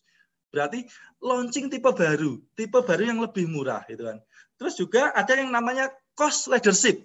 Apa itu? Cost leadership itu dibuat lebih murah, tipenya lebih murah, kelihatannya lebih murah. Misalkan kita jual yang in-house belum ada plafonnya, misalkan gitu ya, ilmunya Pak Bambang nih. Kalau ada plafonnya 200 juta, nggak ada plafonnya 270. Loh, nggak ada plafonnya gimana, Mas? Ya sudah, konsumen nanti kalau sudah punya uang nambah sendiri kan gitu. Nah, contoh mau KPR yang nggak bisa kan, waktu-waktu kayak gini, itu andalkan jualan-jualan in-house seperti itu. Jadi diferensiasi produk, launching produk baru yang itu lebih bisa diterima oleh konsumen, lebih terjangkau, lebih bisa konsumen melihat produk kita lebih menarik. Kemudian juga cara bayar baru, gitu kan ya. Launching produk baru, cara bayar baru atau cara bayar lama optimalkan. Jika kemarin DP kita mengambil lebih gede 20%, 30%, ya sudah DP lebih kecilkan kan gitu. Kemudian kalau kita belum menjangkau in-house yang lebih lama, in-house kita cuma mampu 3 bulan, 6 bulan, agak ngambil resiko sedikit, kita berani in-house 2 tahun. Caranya gimana? Ya sudah 2 tahun harganya ditambah sedikit lah gitu ya, secara syariah begitu. Tapi juga harus pintar-pintar ngatur cash flow. Artinya apa? Munculkan cara-cara baru jualan. Gitu kan ya. Kemudian juga bundling produk. Bundling produk gimana? Jualan rumah plus kanopi gitu kan ya. Itu kan meningkatkan omset. Jualan rumah plus isinya, plus kordennya, atau bahkan di bonus gitu. Bundling produk. Rumah bonus istri. Nah, itu udah lebih menarik juga. Oke. Terus berikan garansi bangunan untuk kepercayaan gitu ya. Kami berani garansi bangunan 1 tahun. 1 tahun belum apa-apa Mas lho. Koncone nggak 3 bulan, Bu, kan gitu ya dia. Artinya apa? Bikin diferensiasi yang berbeda dengan developer yang dengan tekanan kita, dengan pesaing-pesaing kita gitu kan ya. Itu salah satu caranya. Ubah gaya marketingnya. Kemudian yang kedua, waktunya kita jualan emosi. Nah, maksudnya gitu kan ya. Nah, orang itu menentukan keputusan pembayaran gitu aja, menentukan keputusan pembelian. Itu kan ada otak sadar dan otak bawah sadar gitu kan ya. Apa itu otak sadar? Otak sadar itu menimbang-nimbang. Mas Bedit. Iya. Ya, ini aku pernah ada itu. Mumpung saya nggak lupa. Saya pernah lakukan dengan masa lalu itu. Beli rumah, hadiah rumah gitu. Mantap. Kenapa bisa gitu kan? Sama kan? Kenapa bisa? Karena rumah yang dijual saat itu di daerah dekat Condong Nyatur, di mepet dengan Fakultas Ekonomi ya saat itu, namanya Perumahan Nagoya. Harganya 1,7 saat dulu itu. Dan perumahan yang ada di Permata Pogung dekat TMM UGM di atas 1 M. Maka beli rumah, hadiah rumah. Hadiah rumahnya di mana? Yang harganya 100 juta. Dulu di daerah Condong, di daerah Nggodean. Nah, artinya bisa juga Mas. Hah? Di lokasi lain gitu ya. Di lokasi lain, bukan di situ gitu loh. Beli mungkin menjadi tambahan Mas Bedit, teman-teman lain. Ojo, yang penting ojo rumah, beli rumah hadiah Fatimah lah gitu. Monggo Mas. Itu. Jadi diferensiasi produk kemudian jual emosi. Nah, orang itu memutuskan pembelian itu kan ada melalui otak sadar dan otak bawah sadar. Nah, otak sadar itu apa? Dia menimbang-nimbang. Oh, perumahannya Mas Bedit tipe sekian, spek sekian, harga sekian. Perumahan B tipe sekian, harga sekian. Dia menimbang, sadar dia, membandingkan gitu kan, membandingkan A dan B. Nah, kalau emosi apa? Emosi itu mau dibandingkan lebih baik, mau lebih buruk, ya pokoknya aku seneng. Nah, aku emosi. Nah, bagaimana caranya kita meningkatkan mengambil hati konsumen dengan jualan emosi. Nah, caranya berarti branding gitu kan ya. Berarti kita harus membangun brand perusahaan kita bahwa perusahaan kita terpercaya. Nah, Ciputra itu orang jualan sudah emosi. Sudah tidak melihat harganya gitu kan ya. Sudah tidak melihat dibangunnya lama. Pesan sekarang dibangunnya 2 tahun lagi. Yuk, mau aja nungguan gitu. Artinya apa? Emosinya sudah kena. Nah, bagaimana kita belajar kepada developer-developer kuat, developer-developer besar? Waktunya kita jualan emosi. Nah, jualan emosi dengan branding, dengan kita menciptakan, bisa juga namanya menciptakan human dignity. Apa itu? Jadi kepedulian sosial. Oke, kepedulian sosial, perbuatan baik kok dipromokan gitu kan ya Mas. Yo, artinya kita amal itu kan sesuai dengan niatnya gitu kan ya. Ada namanya CSR, ada namanya amal secara pribadi. Ada amal yang disembunyikan, ada amal yang buat CSR branding perusahaan kita gitu kan. Nah, waktunya saat ini gitu kan ya. Ya sudah. Bikin misalkan kami ada namanya Pusaka Line Care gitu kan yang insya Allah aktif gitu yang sekarang ada wabah corona ya udah APD, masker, santunan yatim. Brandingkan dengan produk, dengan gaya emosi sehingga orang itu memilih perusahaan kita wis ora masuk akal, wis regane larang tapi milih gitu ya. Kita akan mungkin nanti di sesi khusus kita akan belajar namanya branding. Kemudian maksimalkan channel dan konten online. Saya yakin semua teman-teman developer sudah melakukan ini gitu kan ya. Sudah ada Instagram, sudah ada Facebook Ads, sudah ada Google Ads, sudah ada website dan sebagainya. Tetapi sudah seberapa maksimal sih gitu kan ya? Sudah berapa sering kita update konten? Sudah berapa sering kita bikin video? Jangan-jangan 2 bulan nggak diupdate, jangan-jangan 1 bulan nggak diupdate, gitu kan ya? Jangan-jangan kita hanya hard selling, tidak ada soft sellingnya, tidak menyentuh perasaan emosi penjual. Konsumen kita gitu ya. Sekarang waktu kita banyak lockdown gitu kan ya. Berarti kita bisa dari rumah bikin konten, karyawan semuanya dimaksimalkan setiap hari gitu kan ya, bikin konten, aktif medsos kita, bikin video virtual secara online, survei online gitu kan ya. Survei online, gambar-gambar online, video yang cantik, bikin channel YouTube. Semuanya dilakukan. Mas, saya sudah lakukan. Oke, tetapi seberapa kuat, seberapa maksimal, berapa sering, seberapa tertib update kontennya. Itu yang penting. Itu yang penting. Bukan seberapa tahu kita teorinya, tetapi seberapa dari teori itu kita lakukan, kita laksanakan. Itu ya. Maka lihat ulang, atur ulang, lakukan, maksimalkan channel online. Sekarang waktunya online. Kita bikin namanya Pusaka Line TV dan Pusaka Line TV video-video karena tidak bisa Itu cuma channel YouTube, Pak. Jadi channel YouTube kita namanya Pusaka Kalian TV, gitu ya. Nah, itu edukasi properti. Ya, edukasi properti, gitu kan ya. Kemudian kirim ke konsumen, gitu kan. Kirim ke calon user kita. Bagaimana dia bisa virtual merasakan hidup di perumahan kita hanya melihat video, gitu kan ya. Sebagus mungkin video kita. Kemudian dia setelah melihat video kita, melihat presentasi kita melalui video, melalui konten kita, kemudian dia hanya datang, hanya tinggal kliknya, hanya tinggal deal-nya itu. Karena semua sudah lihat gitu. Kita tahu properti kalau nggak datang juga susah juga. Tetapi kalau maksudnya tidak survei lokasi juga susah juga deal-nya. Tetapi kalau kita sudah konten online kita sudah kuat, berarti ya survei lokasinya cuma tinggal memantapkan. Atau sudah seberapa sering Facebook Ad berbayar kita maksimalkan. Jangan-jangan hanya gratisan saja kan gitu.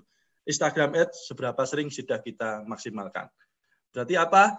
Konten, soft selling, hard selling, lakukan. Saya sudah punya, tetapi seberapa sering Anda maksimalkan kontennya. Terus kami ada ide namanya grup member selain agen loh ini ya. Kalau agen oke, kita sudah sering, agen perdayakan. Tetapi kami kepikiran, sekarang ini kan waktunya lockdown. Ibu-ibu, gitu kan ya, ibu-ibu, mbak-mbak pada di rumah bingung cuma jualan HP, cuma mainan HP, lihat sinetron, lihat TV, nonton YouTube, gitu kan. Nah, akhirnya kami kepikiran, bagaimana supaya mereka dari rumah, gitu kan ya, dari rumah ikut menjadi member kita, jualin produk kita, gitu kan. Jualin produk kita, gitu kan. Berarti apa? Member selain agen. Mungkin kita kepikiran hanya agen yang kita harapkan menjualkan produk kita. Tetapi ini ada masanya ibu-ibu, mbak-mbak hanya di rumah bingung mau ngapain lockdown. Gitu kan ya. Maka itulah kita maksimalkan. Kita bentuk grup member via WA, gitu kan ya, via WA atau Telegram, semuanya suruh join, masuk, kasih fee yang menarik, dia hanya cukup rekomendasikan, hanya cukup kasih nomor HP ke marketing in-house kita, biarkan marketing in-house kita yang melayani, biarkan marketing in-house kita yang ngedilkan. Enak, dia hanya cukup kasih referensi nomor HP. Sekian juta dia dapat, gitu kan ya. Berarti apa? Daripada iseng-iseng di rumah, bingung, gitu kan, ini ada produk, gitu. Manfaatkan member selain agen. Oke. Ubah gaya marketing sudah, menurunkan cost sudah, omset sudah, maka kenyataannya kita masih punya hutang kan gitu ya. Kenyataannya kita masih punya hutang. Maka sudah waktunya sekarang relaksasikan hutang. Proyek kami di Wonogiri sudah waktunya ada hutang konsumen bangun rumah. Harusnya di 1 bulan lagi gitu ya. Harusnya 1 bulan lagi kita jatuh tempo untuk membangunkan rumah yang beli cash tempo. Maka apa? Relaksasikan hutang, temui dari sekarang, jangan sampai nunggu jatuh tempo hadir. Itu. Berarti apa? Yang kita lakukan di Wonogiri, temui konsumen cash satu-satu, gitu kan ya. Temui konsumen cash satu-satu. Alhamdulillah sertifikasi sudah keluar, gitu kan ya. Maka sudah Pak konsumen, Bu konsumen, mohon maaf kondisi corona, mau ini lockdown, tukang juga tidak bisa maksimal. Yang harus saya bangunkan rumah ibu bulan depan, maka saya terpaksa mungkin paling cepat setelah lebaran gitu kan ya. Paling cepat setelah lebaran atau saat corona membaik. Nah, biar ibu tenang, biar ibu tidak was-was, ini ada sertifikat ibu bawa dulu. Kan itu. Kan enak. Kan enak. Berarti setelah itu kita bisa tidak ditagih-tagih lagi, kita bisa relaksasi kewajiban-kewajiban kita. Nah, jadi apa sih relaksasi hutang? Apa yang harus kita lakukan jika kita punya hutang? Gitu kan ya. Mungkin hutang rumah tadi atau hutang kontraktor, sudah waktunya kontraktor jatuh tempo. Hutang pemilik tanah kan gitu kan ya. Hutang pemilik tanah atau hutang notaris yang ngurusin sertifikat kita gitu. Semuanya harus kita relaksasikan, kita temui sekarang, jangan sampai jatuh tempo kita ditagih. Nah, prinsip saya belajar dari beberapa guru yang kami alami dan pengalaman kami bahwa ternyata kalau kita punya hutang gitu ya, punya hutang, terancam gagal bayar karena corona, terancam tidak bisa jatuh tempo, tidak bisa tepat, maka kita harus mengkomunikasikan itu secepat mungkin sebelum jatuh tempo ke mereka. Jadi yang pertama harus menemui mereka, harus jangan menghilang, jangan menghindar, cicil sebisanya. Cicil sebisanya. Misalnya kita punya hutang ke kontraktor gitu aja. Punya hutang ke kontraktor 2 rumah senilai 150 juta, misalkan gitu. Pak kontraktor, mohon maaf, ini jatuh tempo kayaknya bulan depan, tetapi kondisi gini kita sama-sama prihatin. Saya hanya baru bayar 10 juta, gitu kan. Baru bayar dikit 10 juta. Tapi enggak apa-apa, semoga bulan depan saya bisa masuk lagi. Sebelum jatuh tempo, komunikasikan. Dan yang bahaya adalah hutang-hutang pemilik tanah gitu kan ya. Ya semuanya bahaya, tapi pemilik tanah lebih bahaya karena ini menyangkut legalitas, menyangkut reputasi dari bisnis kita. Legalitas adalah penting, maka kalau kita punya hutang pemilik tanah, misalkan jatuh tempo 2 bulan, 3 bulan, kemudian ya sudah sekarang, besok pagi nggak perlu lama temui pemilik tanah. Kita nggak tahu corona ini bisa sampai kapan, kita nggak tahu, maka bilang ke pemilik tanah, Pak pemilik tanah, mungkin pembayaran saya akan molor, kan gitu ya. Mungkin pembayaran saya akan tertunda. Yang penting terkomunikasikan. Saya hanya bisa segini, gitu ya. Kemudian kalau kita punya hutang perbankan, ya sudah temui mulai dari sekarang. Mungkin bisa nego pokoknya saja, gitu kan. Atau perpanjang hutangnya. Kita punya hutang sekian ratus juta, sekian M. Sekian pokoknya, sekian bagi hasilnya, ya sudah nego pokoknya dulu, angsur pokoknya dulu, yang jatuh tempo 3 bulan, 4 bulan, perpanjang dulu, kan itu. Berarti apa? Nego pokok atau perpanjang. Atau kalau sudah tidak bisa lagi, jual aset lah, seadanya jual aset, tuker kafling. Nah, ini sering kita lakukan, semuanya sudah tahu, semuanya sudah bisa, tetapi seberapa sering kita lakukan gitu kan ya. Pak kontraktor pegang dulu lah kafling ini, sertifikat ini, nanti loh, saya nggak perlu kafling mas, saya perlu uang kan gitu. Yo sementara dulu lah biar kita sama-sama aman, ini ada 10 juta, nanti kalau corona selesai, kafling Pak kontraktor saya jualkan lagi, ditambah ada keuntungan, kita sharing bagi hasil sekian, kan gitu. Kan enak. Berarti apa? Relaksasikan hutang, relaksasikan apa-apa yang menjadi kewajiban kita jatuh tempo sebelum tanggal jatuh temponya. Temui rutin, cicil sebisanya, jangan menghilang, ganti nomor HP dan sebagainya, nego pokok perpanjangan, jual aset. Kalau ada jual aset, itu ya. Kemudian yang ketujuh, mungkin kita harus tunda dan batalkan proyek baru, investasi baru. Setelah ini Pak Bambang, sebenarnya kami mau ada 2 lokasi baru lagi, yang kerjasama murni full, itu dari dibenarkan teman kami waktu Ngowes gitu ya, komunitas Ngowes, dia ada tanah 1,5 hektar. Kemudian kita sudah coba untuk nego-nego, kita sudah deal, kita mau urus perizinan, sudah mau bikin proyek PT bareng dan sebagainya. Tetapi karena corona seperti ini, ya walaupun ini tanah nggak bayar, ya terpaksa tunda dulu, gitu kan ya. Karena walaupun tanahnya nggak bayar, loh kita kan investasi perizinan, loh kita kan investasi infrastruktur, nggak wigit dan sebagainya. Loh, terus nggak tahu kapan baliknya kan mumet kita, gitu kan ya. Nggak tahu kapan baliknya. Perbankan sudah tidak bisa KPR wira swasta, gitu kan. Karyawan sudah nggak bisa, kita hanya mengandalkan jualan cash, tempo dan sebagainya. Maka sudah waktunya kita tunda, bahkan batalkan proyek baru. Pikir ulang. Dan juga amankan keluarga. Kayaknya nakut-nakuti. Tapi Pak Bambang tadi bilang, jadi saya ingat. Jadi diajari Pak Bambang saya bahwa amankan keluarga. Dengan caranya gimana? Ya udah laku 1 gitu aja, laku rumah 1. Kebutuhan keluarga berapa? Misalkan kebutuhan keluarga sebulan 10 juta. Gitu kan ya. Kebutuhan keluarga 10 juta. Setahun berapa berarti? 120 juta. Gitu kan. Setahun 120 juta. Ya sudah laku 1, ya syukur bisa sisihkan 120 juta, kasih rekening istri, gitu kan ya. Kita nggak cawe-cawe, jangan gunakan walaupun usaha kita mati-matian, tetapi itu untuk keluarga kita. Gitu kan. Berarti 1 tahun ke depan kita aman untuk keluarga. Atau adanya 25 juta, 50 juta, ya sudah taruh rekening istri. Saya diajari Pak Bambang itu. Dan saat begini, sekarang saat ini terasa iya, benar. Saat begini terasa benar. Terasa benar, gitu kan. Padahal setahun yang lalu itu. Betul. Baru jadi, terasa. Walaupun aku rasa ngelakoni, Mas. Ada sih dari Pak Bambang. Iso ngajari rasa ngelakoni. Iya. Ya sudah. Itu masa lalu aja. Kita punya apa? Kemarin laku tanah, laku rumah gitu kan ya. Sisihkan 25 juta untuk 6 bulan buat istri gitu kan. Sudah 6 bulan jangan dicawe-cawe, jangan diambil, kita sudah aman keluarga kita. Yang salah adalah semuanya kita pertaruhkan untuk usaha, kemudian di rumah mumet, bingung kan gitu. Saya kira itu ya langkah-langkah yang kita ambil. Jadi kalau kita mau review, berarti kuatkan mental diri kita dan karyawan kita, karena karyawan kita menunggu kita, kuatkan leadership kita, kuatkan sistem operasional perusahaan kita. Waktunya lockdown, kita banyak waktu untuk share visi misi nilai-nilai perusahaan ke karyawan kita.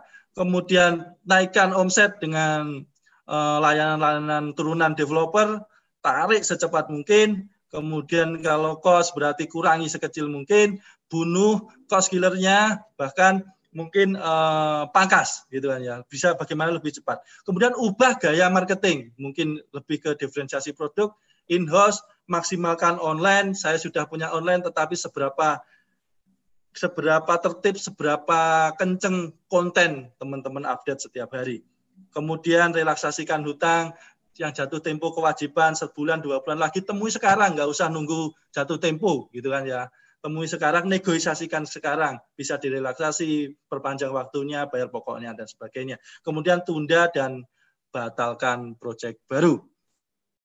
Itu yang bisa kita lakukan, dan pada saat begini sudah waktunya kita kreatif, Pak Bambang, sudah waktunya kita peras otak, sudah waktunya kita maksimalkan apa-apa yang ada di pikiran kita dan kekuatan mental kita, karena seperti yang selalu Pak Bambang bilang gitu kan ya, bahwa bisnis developer bukan kekuatan modal tetapi kekuatan akal. Saya pikir cukup sekian, terima kasih, semoga ada manfaatnya. Tanya jawab. Oke, setelah ini kita tanya jawab. Ya. Jadi saya jawab. Nggak kerasa nih 1,5 jam nih, maklum ya. Jadi alhamdulillah nih, ini salah satu guru di pesantren properti, tempat kita banyak belajar ya, mengasah. Dulu ngomong gagap-gagap, sekarang ya maklum, keluarlah waktu seorang jiwa pemimpin ya, karena dia kan ketua senat ya. Keluarlah kemampuannya, Pak. Nah, kemampuannya ya. Terus kedua saya jadi ingat kemampuannya. Saya jadi ingat Mas Bedit. Apa itu, Pak? Ini teman-teman, mungkin ini pengalaman itu kurang lebih 4-5 tahun lalu. Ada satu kata tadi yang nomor 6 atau nomor 7, nomor 6 atau nomor 5 tadi ingat. Pergunakanlah, manfaatkan jaringan dengan cara HP marketing freelance komunitas, gitu Mas ya? Iya. Ya. Ada satu pengalaman saya dulu waktu di Banjarmasin dengan Mas Kinkin saat itu, dengan Mas Alek. Saat itu yang saya lakukan, pertama, saat itu saya ngerekrut hampir 100 karyawan marketing freelance. Tak training saat itu.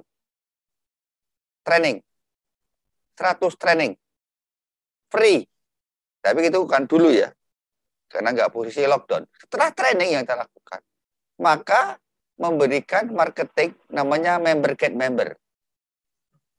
Persaat member get member, Mas Bedit, kalau kalian jadi marketing freelance tidak menjadi member, maka bonusmu hanya 2 juta atau 1 juta gitu. Ya, 0. Berarti kan dia nggak ada. Nek dia ikut partisipasi Mas Bedit, Mas ya, dia bisa deposit 5 juta, Mas ya, deposit 5 juta sampai produknya itu habis, atau 10 juta, maka dia pada saat menjualkan produk itu bukan 2 juta, tetapi bonusnya 10 juta. Tetapi kalau dia produknya nanti habis, maka uang 10 jutamu tak balikan. Nanti Mas, ini tambahan Mas. Ya. Toh untungmu satu kapling tadi kan 40 juta, 50 juta, 30 juta. Kenapa tidak berbagi saat ini? Gitu. Tetapi bentuk-bentuk mengamankan cash flow-nya, Mas Bedi, saat itu saya untuk operasional.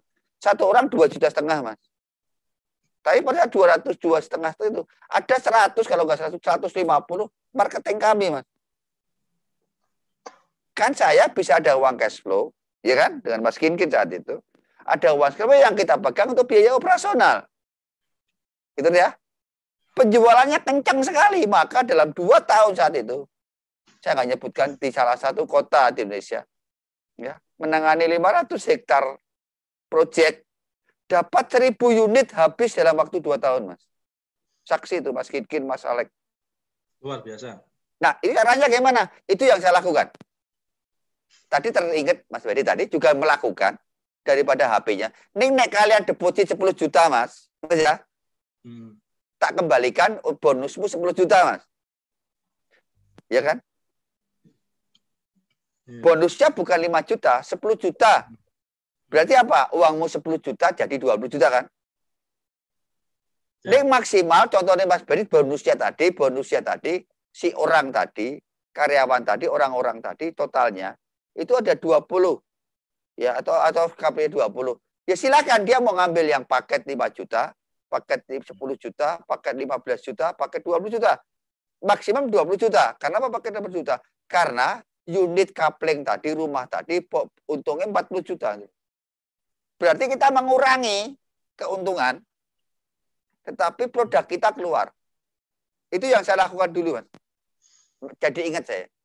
Maka 1000 unit dalam waktu 2 tahun close. Menarik mana? Grupnya tadi Mas Badit buat. Uang masuk bisa untuk proyek baru, Mas. Ya. Gitu, Mas. Gue ngurus izin, Mas. Uangnya dikembalikan apa? Paling 1 tahun. Nek setahun nggak laku, maka 10 juta, 15 juta kamu tak kembalikan. Penuh, Pak?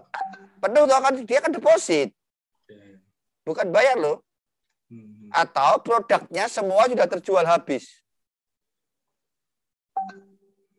Artinya apa terjual habis? Dalam arti apa? Terjual habis pada saat semuanya 40-50% uang masuk itu habis, uangmu deposit tak kembalikan semuanya. Cepret semua. Rampung, Mas.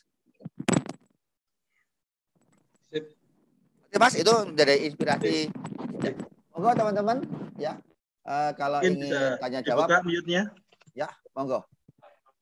Pak Amroni. Monggo Mas Amroni. Mas Badit yang akan menjawab. Bentar, kita buka. Mas Amroni. Bentar, Amroni. Ya, oke. Bekasi. Assalamualaikum warahmatullahi wabarakatuh. Waalaikumsalam warahmatullahi wabarakatuh. Mas Badit, senang ketemu lagi nih. Kita pernah ketemu di Pesantren Properti Januari lalu. Pertanyaan saya gini, Mas Badit, kan untuk mengakali situasi sekarang ini kan memang cukup sulit, jualan rumah, tanah atau segala itu kan yang berhubungan dengan properti ini sedang tiarap lah. Nah, ini untuk bertahan hidup nih sekarang ini saya jadi marketingnya pemakaman, nah, itu. Tapi dengan memanfaatkan situasi sekarang ini. Pertanyaan saya, pemakaman itu khusus bisa untuk pribadi atau untuk keluarga. Yeah. Karena kan banyak sekarang ini penolakan mengenai kasus corona ini ya. Nah, apakah itu sesuatu yang baik atau etis, atau menurut Mas Badit atau Pak Bambang juga itu gimana? Karena kan itu kan kita memanfaatkan sesuatunya itu yang menurut saya juga menakut-nakuti seperti itu. Ya, saya mohon pendapat dari Mas Badit atau Pak Bambang. Siap. Ya, justru menurut saya amalnya Mas Amroni ini banyak kan gitu ya. Nah, kita memfasilitasi bagaimana orang meninggal gitu kan, mau menghadap pada yang kuasa, tetapi dengan di kota-kota besar gitu kan, seperti Jakarta yang susahnya minta ampun cari lahan gitu kan, dan bahkan mungkin di pemakaman umum ya semuanya sudah terbatas dan bahkan berbayar, dan Mas Amroni memunculkan sebuah ide, ada kesempatan, ada kebutuhan yang memang orang-orang perlu, apakah itu menjadi etis atau tidak, tergantung bagaimana Mas Amroni mengkonsep ini. Kalau terlalu mahal saya pikir juga jangan gitu kan ya. Kalau memanfaatkan situasi betul ya saya pikir juga jangan. Kalau harga wajar-wajar saja, kemudian juga fasilitas bukan fasilitas, artinya apa yang dijanjikan ke konsumen juga terpenuhi, maka saya pikir malah amal yang baik buat Mas Amroni. Saya pikir juga suatu yang luar biasa, cerdas ini. Silakan saja menurut saya, Mas. Ya, karena saya waktu memasarkan ini banyak yang protes juga gitu. Istilahnya, kok orang lagi kesusahan malah menjualkan ini. Padahal kan kita niatnya untuk kita bantu yang susah. Kalau nggak bisa makamkan ya malah mumet kan gitu kan ya. Betul. Karena niat kita kan satu lahan udah sempit, kedua kan takut nanti dibongkar atau nanti makamnya dirusak atau gimana. Nah, kita punya konsep yang sekali bayar tapi seumur hidup itu perawatan semua segala macam itu ditanggung gitu. Ya. Oke lah. Mungkin ini Mas, itu kan tanahnya milik pribadi gitu kan ya. Ini saudara saya bergabung jadi freelance-nya, jadi ada suatu. Jadi agen marketingnya, oke. Jadi agen marketingnya, dan ini suatu lembaga yang cukup besar di Indonesia. Iya, iya. Oke. Dan istilahnya ya saya cuma jadi marketingnya aja sih sebenarnya itu. Ya. Karena dalam situasi sekarang ini penjualan rumah atau tanah itu sedang tiarap. Ya. Atau mungkin Mas Bedit punya konsep-konsep untuk memasarkannya atau gimana? Mungkin ada ide. Ya, saya pikir itu ini nggak perlu, karena kebutuhan gitu kan ya, karena kebutuhan jadi nggak perlu untuk sesuatu yang rumit-rumit. Insya Allah orang datang, gitu kan ya. Insya Allah orang datang. Yang penting adalah kalau kita berbicara tanah ini kan berarti tanah yang awalnya milik pribadi. Nah, ketika nanti dijadikan lahan pemakaman, hati-hati apakah itu sudah diproses misalkan menjadi milik umum, SHGB atau apa, saya belum tahu nih. Kalau pemakaman nih, konsultasi dengan notaris. Tapi yang terpenting jangan sampai tanah itu masih menjadi milik pribadi, karena kita nggak tahu kita yang jual, developer kita, anak-anak kita nanti gimana gitu kan ya. Anak-anak kita, oh ini Bapak punya tanah di sana gitu kan ya, punya tanah di sana. Loh, kok jadi pemakaman? Padahal sudah tahu, ya Bapak dulu jualan pemakaman, tetapi namanya orang gitu kan ya, namanya orang kita nggak tahu, maka lebih aman ya tanahnya itu di umum diserahkan ke Pemda sih. Seperti pemakaman perumahan kan juga diserahkan ke Pemda. Atau seperti apa? Saya belum tahu, intinya bagaimana supaya itu tidak menjadi tanah pribadi selamanya. Saya kira itu. Terima kasih Mas Bedit. Mungkin malam ini kita buka 3 pertanyaan Mas Pak Bedit, bagaimana? Ya, boleh. Nah, ini ada yang dari Pak Happy. Bentar Pak. Monggo Pak Happy, tadi mau bertanya. Assalamualaikum Pak Bedit. Waalaikumsalam Mas Happy. Yo, wah dari Peru nih. Salam kenal Pak, dari Brau Kaltim Pak. Salam kenal Mas, salam kenal. Sehat Mas? Izin Pak Bambang. Pak Bambangnya sedang istirahat mungkin. Oh iya. Ya Pak Bedit, terima kasih Pak. Menarik Pak. Apa yang Bapak sampaikan barusan. Menurut saya ini hal baru lah dari saya. Karena saya ini kan termasuk pemula juga Pak. Ya sebenarnya saya aslinya di Kaplingan Tanah Pak. Cuman Kaplingan Tanah ya banyak sering kerja sama teman juga, namun sering gagal. Dalam artian gagalnya itu bukan gagal dalam hal penjualan, tapi gagal dalam hal manajemen Pak. Jadi sering beberapa kali di kalau bahasa kita itu diculasin lah Pak, ditipu lah. Ya, bahasa anunya ditipu gitu kan. Sampai kemarin ya sempat bangun perumahan Pak, tapi baru 1 proyek Pak di 2017. Nah, saya menarik tadi dari yang Bapak paparkan tadi di poin 5, ubah gaya marketing Pak. Dalam arti sini jual emosi gitu kan. Nah ini menurut saya nih ilmu baru buat saya Pak, karena jujur saya santai orangnya untuk memberikan informasi tentang perumahan ini Pak. Kebetulan saya ini lagi ada bangun 1 unit Pak. Lagi pas masa-masa pandeminya, Februari awalnya saya Pak. Nah ini kan hampir mau rampung sudah unitnya. Nah kebetulan ya sampai saat ini pembelinya nih simpang siur masih. Jadi tarik ulur lah gitu lah Pak. Kenapa? Kan harga rumahnya sekitar 250 jutaan lah Pak, tipe 42. Nah, mungkin ada kiat-kiat kira-kira Pak, bagaimana caranya saya bisa konsumen yang sudah cek lokasi ya bisa tertarik lah dengan lokasi yang saya bangun itu Pak. Oke. Ya mungkin itu Pak. Ya. Moderator langsung atau gimana tadi 3 pertanyaan? Gimana? Boleh Pak, mending langsung aja satu-satu, nanti satu lagi. Oke. Atau mau satu-satu? Oke, langsung aja ya. Oke, Pak Baik, Bedit, silakan. saya sebelum ke jualan emosi tadi ya, Pak Happy cerita bahwa saya sering kerjasama dengan teman gitu kan ya, kemudian sering bukan karena jualan nggak bisa, tapi apa Mas, cekcok sendiri gitu kan ya, benar? Ya, jadi sendiri. Ya, jadi kebetulan kan saya ini kan sebenarnya ya senang jualan, Pak. Nah. Jualan, ya sering komunikasi sama teman. Nah, cuman kadang kan saya ini untuk menjaga nama baik, menjaga hubungan, kadang keuangannya teman saya yang pegang. Nah, untuk saat ini setiap saya kerja sama teman, saya lebih baik saya yang pegang uang gitu. Ya. Seperti itu, Pak.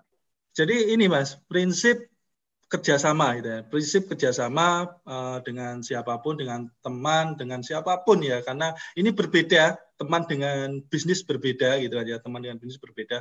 Oke, kita kerjasama dengan teman itu lebih baik, tetapi kalau namanya kerjasama bisnis berarti yang pertama harus ada legalitas yang jelas, ada perjanjian yang jelas, bukan hanya ngomong gitu kan ya. Bukan hanya ngomong, tetapi ya sudah, ayo bikin PT bareng, gitu kan ya. Mungkin secara uang kita bisa negosiasi, kamu yang lebih banyak, oke, saya sedikit nggak apa-apa, tidak terlalu masalah uang karena teman. Tetapi kalau uang di awal, maksudnya urunan di awal. Tetapi kalau nanti sudah uang banyak, ini yang repot kan ini. Maka ketika kita antisipasi, ketika uang sudah banyak, dari mana? Berarti legalitas harus jelas, Pak. Dari awal hak kewajiban sudah jelas dan itu dinotariskan. Itu bikin PT bareng dan sebagainya. Yang penting itu. Mohon maaf Pak Aibit, kebetulan kan kayak kami ini kan nggak bisa bikin PT atau apa gitu Pak, karena kami latar belakang pegawai Pak. PNS. Iya. Oke, ya yang gini, ada namanya kerjasama di bawah tangan tidak apa-apa, tapi bikin PT-nya dengan nama orang lain, misalkan gitu, dengan adiknya dan sebagainya. Tetapi Bapak tanda tangan sendiri, nomine namanya ya, nomine sendiri. Walaupun nomine sudah nggak terlalu ini, tapi tetap sebagai pegangan kita lah gitu, sebagai pegangan kita. Yang penting ada hak kewajiban tertulis, jelas, dan itu bukan sekedar omong gitu ya, tertulis di awal. Yang penting ya itu kesalahan saya di situ Pak. Kemudian mengenai jual emosi, jadi prinsipnya gini Mas, orang itu kalau sudah tersentuh emosinya sudah nggak mikir ini mahal atau murah, sudah nggak mikir ini lokasinya bagaimana. Nah, bagaimana jual emosi berarti membangun kedekatan yang pertama, probing itu mencari kebutuhan yang konsumen, sebenarnya konsumen itu butuh apa sih gitu ya. Deketi secara head to head gitu ya. Kemudian yang jauh lebih penting adalah membangun brand. Karena jualan emosi tidak bisa tanpa brand. Tanpa perumahan kita dikenal luar biasa gitu ya. Luar biasa baik segala penjualan, segala pembangunan, apapun pokoknya tepat waktu. Sertifikat juga oke dan sebagainya. Lebih ke itu Mas sebenarnya. Maka explore-lah lokasi Mas Happy, apa yang bisa kita jual emosi gitu. Apa yang kita bisa meningkatkan brand kita. Saya kira itu Mas.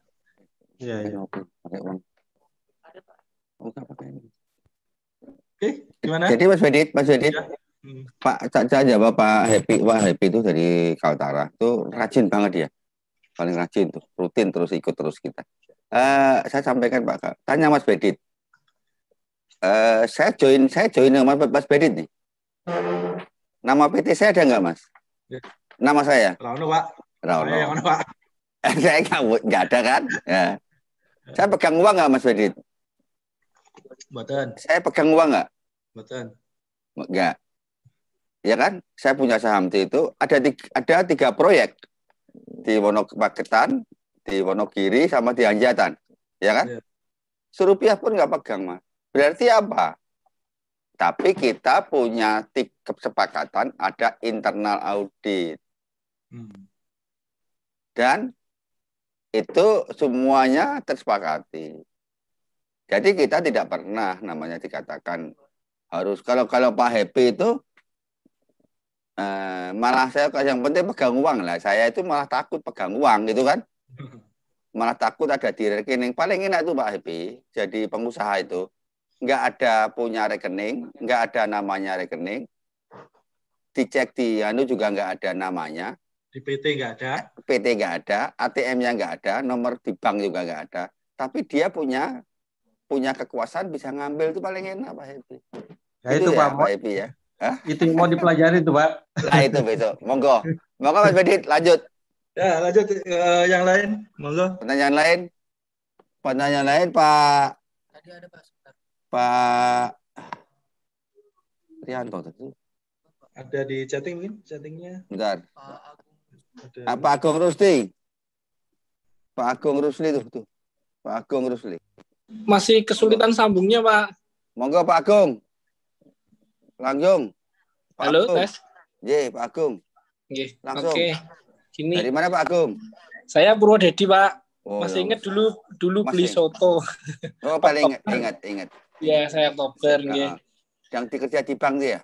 Iya, nggih Oh leres. ya. Oh, aku ingat banget. Salam rindu, salam sehat. Mas Ngatur nuwun, Mas. Ngatur nuwun, Mas. Sempat Iya. Mbak Anan. Akhirnya alhamdulillah ketemu Mas. Monggo, Mas Bedit. Ada pertanyaan Mas Bedit. Jadi begini Pak, yang dulu saya tanyakan itu akhirnya kan saya jalankan 14 unit. Alhamdulillah. Pada akhirnya ini Neng ngono kuwi berita senang ya Mas saya itu. Alhamdulillah. Akhirnya close. Dari Soalnya itu Pak Epi itu. Dari Terus? bulan Oktober sampai dengan sekarang kan proyek berjalan. Akhirnya saya juga dapat pembeli. Ya, cuman masih kurang maksimal di marketingnya Pak, terus terang. Belum bisa bikin tim yang bagus, tapi setidaknya ini jalan. Nah, yang depan sendiri itu ruko satu ruko itu cash bertahap, dan 2 rumah di belakangnya. Lah ini sudah jalan 3. Mana harusnya 4, tapi karena efek corona yang nomor 4 ini ternyata dibatalkan akhirnya. Nah, ini kan 3 itu kan posisinya yang paling depan sendiri sudah selesai Pak. Tinggal nanti pembayaran di Mei sekitar 70 jutaan sudah terakhir lah, itu pembayaran terakhir. Kemudian yang rumah yang nomor 3 itu kebetulan kemarin dapat cash keras, jadi sudah selesai. Nah, ada ganjilan yang di nomor 2 itu kebetulan ini kebingungan juga karena DP-nya kan diangsur, lah ini sudah saya bangun. Nah, alhamdulillahnya ini saat ini saya kan ada RC 500 tapi memang belum digunakan. Nah, di alam-alam yang seperti ini ketika masih ada pandemi, kita paham di bank sendiri ini saat ini kerjaannya juga masih cuma relaksasi kredit aja yang banyak seperti itu. Nah, ini kan progres kan kalau menurut saya yang masih ilmunya dari Pak Bambang kan paling tidak kan harus ditambahkan lagi dengan paling nggak kan kita bangun gate, kemudian jalan kita rapikan. Nah, di alam seperti ini baiknya bagaimana Pak ya? Apa itu tetap kita laksanakan, tetap kita jalankan seperti itu? Mengingat ya ini masih ada selau dana, tapi sumbernya mungkin dari pembayaran itu tidak terlalu banyak, tapi kita juga masih punya longgar tarik yang belum digunakan sama sekali. Gitu sih. Mas Bedit. Ya. Kalau saya gini, jadi kita itu harus punya cash minimal 6 kali dari kebutuhan bulanan kita. Jadi kalau kebutuhan bulanan kita, misalkan gaji tukang, kontraktor, dan sebagainya, karyawan, dan sebagainya, misalkan 100 juta gitu kan ya, bulanan kita. Maka perusahaan itu harus punya 500-600 juta. Itu tidak saat ini. Saat normal pun minimal gitu Pak. Jadi kalau normal punya itu, saat terjadi pandemi kan aman kita. Ya. Maka saat ini 5 kali, 6 kali cash, itu di perusahaan nggak boleh diapa-apain. Kalau menurut saya ya. Maka ya sudah, Mas Agung, cashnya sudah 5 apa 6 kali dari kebutuhan bulanan apa belum? Kalau sudah lebih, ya bangun sidik-sidik rawopo lah untuk mengerjakan, misalkan selesai bangun gate nggak apa-apa untuk mengeluarkan dikit-dikit. Tapi kalau belum, maka bangunlah yang cash ini sudah pasti. Apa itu cash ini sudah pasti? Berarti pembayaran. Ya, cash ini sudah pasti walaupun dia belum bayar, tapi sudah ada perjanjian. Kalau cash tempo harus ada perjanjian di awal. dia DP misalkan 10 juta saja, 5 juta, sudah langsung bikin perjanjian, kalau terjadi one prestasi arahnya gimana? Apakah DP dikembalikan sekian persen atau bagaimana? Jangan biarkan konsumen mengambang. Gitu ya. Nah, kalau konsumen mengambang terjadi sesuatu, akhirnya engkel-engkelan, akhirnya negosiasi. Kalau sudah ada perjanjian sudah jelas. Maka jadi Mas Bedit, yang sudah pertanyaannya, Mas Bedit, dia punya plafon 500 juta di bank, yang itu belum diambil. Apakah diambil enggak dalam situasi seperti ini untuk bangun main gate dan sebagainya? Nah, itu Mas Agung ya. Ya, Laras. Karena gini Pak Bambang. Pada akhirnya kan kita bikin sesuatu yang bagus di situ. Kebetulan di sekitar situ itu memang sudah ada beberapa pemain. Nah, posisinya saya di pinggir jalan utama dan kebetulan kualitas bangunannya agak lebih baik dibanding yang lain. Ini sekarang effortnya kan sebenarnya kelihatan. Kalau mungkin alamnya nggak ada pandemi, mungkin ini lebih cepat kita mungkin jualan sebenarnya. Tapi karena kayak gini lah, saya tuh pengennya itu kita juga nggak kelihatan, wah kayak mesti terdampak, kayak sepi, kayak gini, kayak mumet, kayak lah. Saya ingin menampilkan yang seperti itu sebenarnya. Tapi ya bingungnya itu tadi kira-kira. Artinya gini, ada nggak piutang konsumen lama kita yang kita bisa jaga kalau 500 itu kita ambil, maka itu akan kembali cepat gitu. Nah, ada nggak itu? Jadi kayak anjak piutang itu loh Mas Agung. Ya. Jadi kalau kita punya konsumen yang sudah perjanjian cash tempo, punya piutang sekian, berarti berani kita. Tapi kalau konsumen urung perjanjian, cuma DP, cuma ini kan ora iso digunakan nih, ora iso diharapkan. Gitu. Kalau yang ruko itu kebetulan cash temponya itu sudah tinggal pembayaran terakhir, tapi yang paling terakhir 70 karena itu terus terang yang kemarin bantu kita. Jadi Mas Agung. Jadi intinya gini loh. Pertama, yang akan sampaikan Mas Bedit, Mas Agung harus punya cadangan minimal 6 bulan ini untuk operasional. Itu Mas, karena situasi kan nggak tahu nih juga salah satunya pertimbangan. Dianggap nol tidak ada jualan. Betul. Kedua, prinsip Mas Bedit mengatakan ada nggak piutang di luar. Jadi piutang di luar itu hanya diambil cepat dengan RC yang dicairkan. Artinya supaya barter dhisik gitu loh Mas. Artinya anjak piutang nek dalam sistem perbankan. Piutangnya, Mas, contohnya piutangnya 200 juta, ya nggak apa-apa. Piutang 200 juta kan nyaure, dapatnya 3 bulan, 5 bulan, 6 bulan kan kelamaan, itu kan. Jadi kita hanya boleh ngambil 300 juta sama dengan piutang yang ada di konsumen, gitu Mas Bedit ya. Jadi kita mengeluarkan uang, itu sudah ada harapan uang masuk gitu. Itu. Tapi kalau tidak ada barternya, lebih baik jangan. Itu kan ya. Harus, Pak. Ya itu aja. Paham. Ya. Gitu Mas? Oke, siap. Ya lanjut. Oke, Pak. Lagi? Sambun cukup.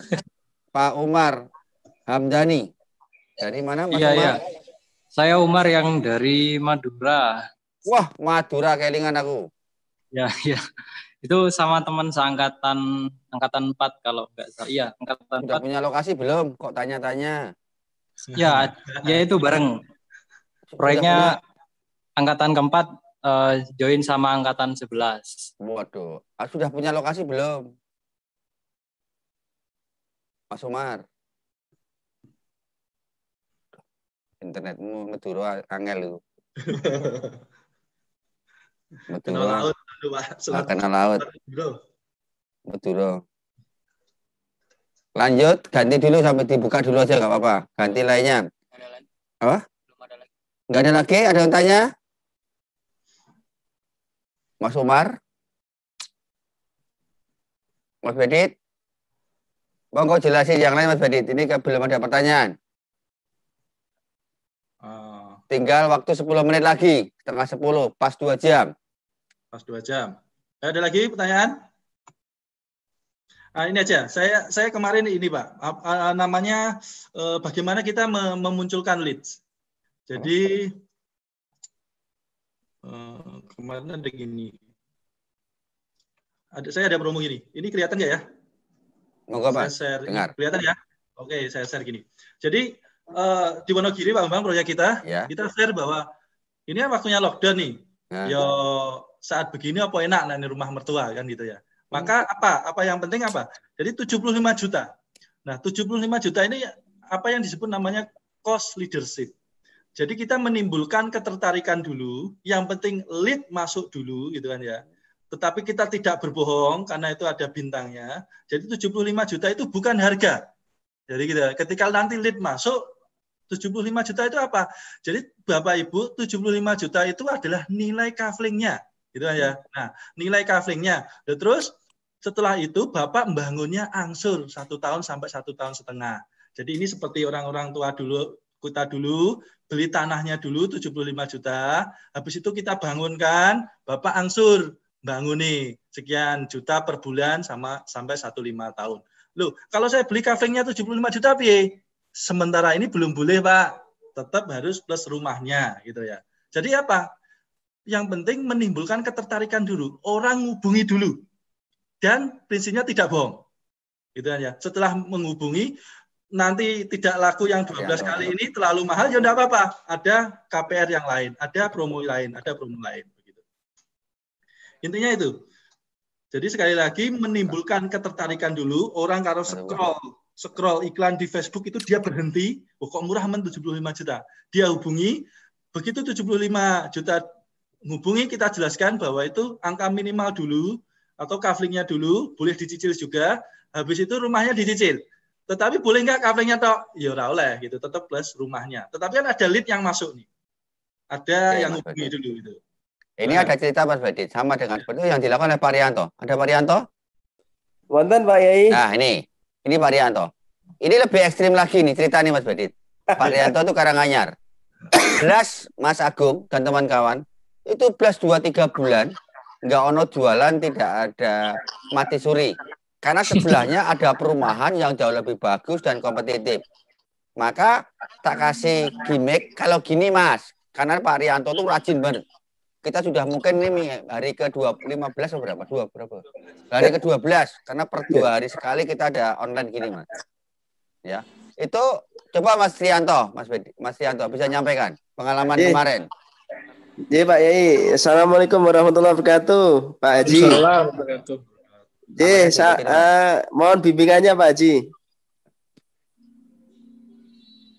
Monggo. Halo, jadi gini ceritanya gini, kemarin sebelum kita mohon saran dari Pak Kiai Bambang, itu kan penjualan di kita kan stuck, apalagi dalam kondisi seperti ini. Kemudian kita juga langsung berhadapan dengan kompetitor itu head to head gitu loh, dengan 3 kompetitor yang memang sudah bonafit gitu loh. Ceritanya gitu lah. Ini kita pertama kita bersaing dengan kompetitor besar, yang keduanya kita menghadapi kondisi seperti ini, dan ketika kita main di core bisnis mereka, istilahnya di standar mereka akhirnya menurunkan harga drastis gitu loh Pak Haji. Ceritanya gitu. Terus akhirnya saya konsultasi dengan Pak Kiai, akhirnya dapat saran dan saya jalankan. Alhamdulillah ini ya sekitar seminggu ini ada sekitar hampir 100 lead masuk itu. Dan kita sudah closing beberapa. Gitu. Closing berapa Mas? Ya lebih dari 5 Pak Kiai. Nah, bayangno Mas. Ya. Ya betul. Jadi yang penting lead masuk dulu.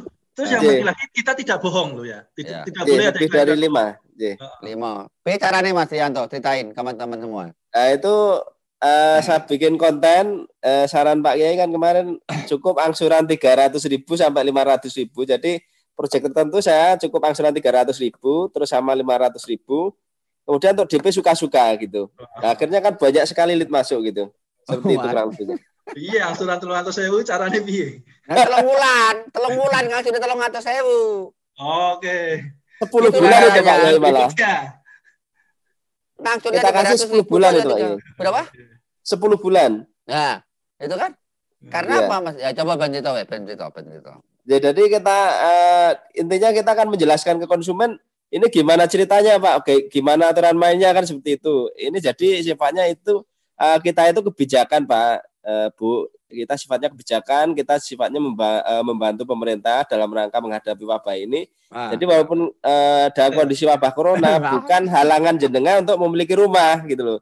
Nah di kami itu ada kebijakan seperti ini, cukup jenengan mengeluarkan 300.000, jenengan sudah bisa ayem, istilahnya sudah bisa memiliki unitnya di tempat kami seperti itu. Dan nanti kebijakan itu kan prediksi pemerintah kan 3-4 bulan kan ekonomi belum stabil. Lah, kita malah memberikan kebijakan sampai 10 bulan.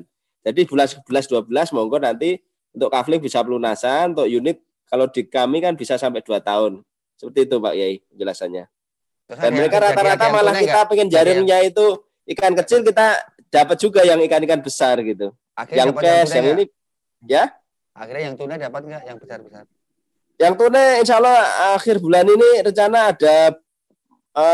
ada sekitar 5 unit Pak ya itu. Loh Mas Bedit. Padahal mati suri loh Mas. Dan pesaingnya berkecimpung 3 loh ya.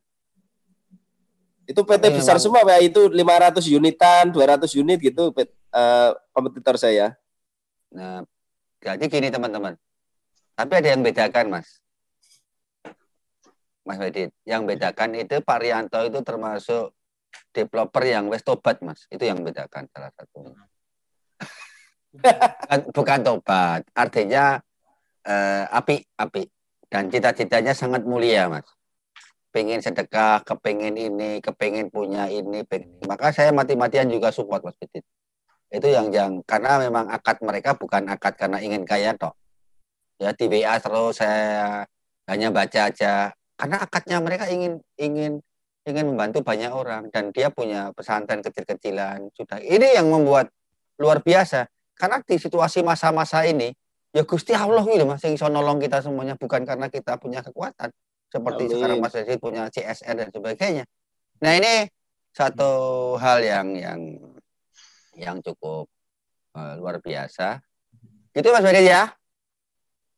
Teman-teman semuanya, karena ini sudah jam 9:30 tepat, sudah 2 jam ini. Rakroso Mas Bedit tapi hampir 1,5 jam ya. Ngasih top tenan aku, senang banget saya, bangga banget, senang banget ya. Itulah salah satu guru kita, guru di pesantren ya. Besok hari Jumat juga akan datang lagi salah satu guru lagi kita di pesantren properti, Mas Taufana. Nanti setelah itu ada lagi Pak Rakil. Rakil apa namanya? Rakil Rian. Bentar lagi ada Pak Suryadi Setioso. Ada lagi nanti Pak Gagah Chandra. Ada lagi Mas Reko Tomo. Ya, ada lagi Mas Haris Marga. Nanti akan beruntun per 2 hari sekali saling bergantian dan memperkenalkan guru-guru di pesantren properti. Dan saya juga terima kasih Mas Agung. Ya alhamdulillah akhirnya closing juga walaupun dia masih kerja di perbankan, akhirnya terinspirasi, akhirnya dulu ikut latihan berapa hari itu nggak tahu, saya lupa. Yang 1 minggu Mas ya? 1 minggu itu berapa dulu saya lupa. Akhirnya itu.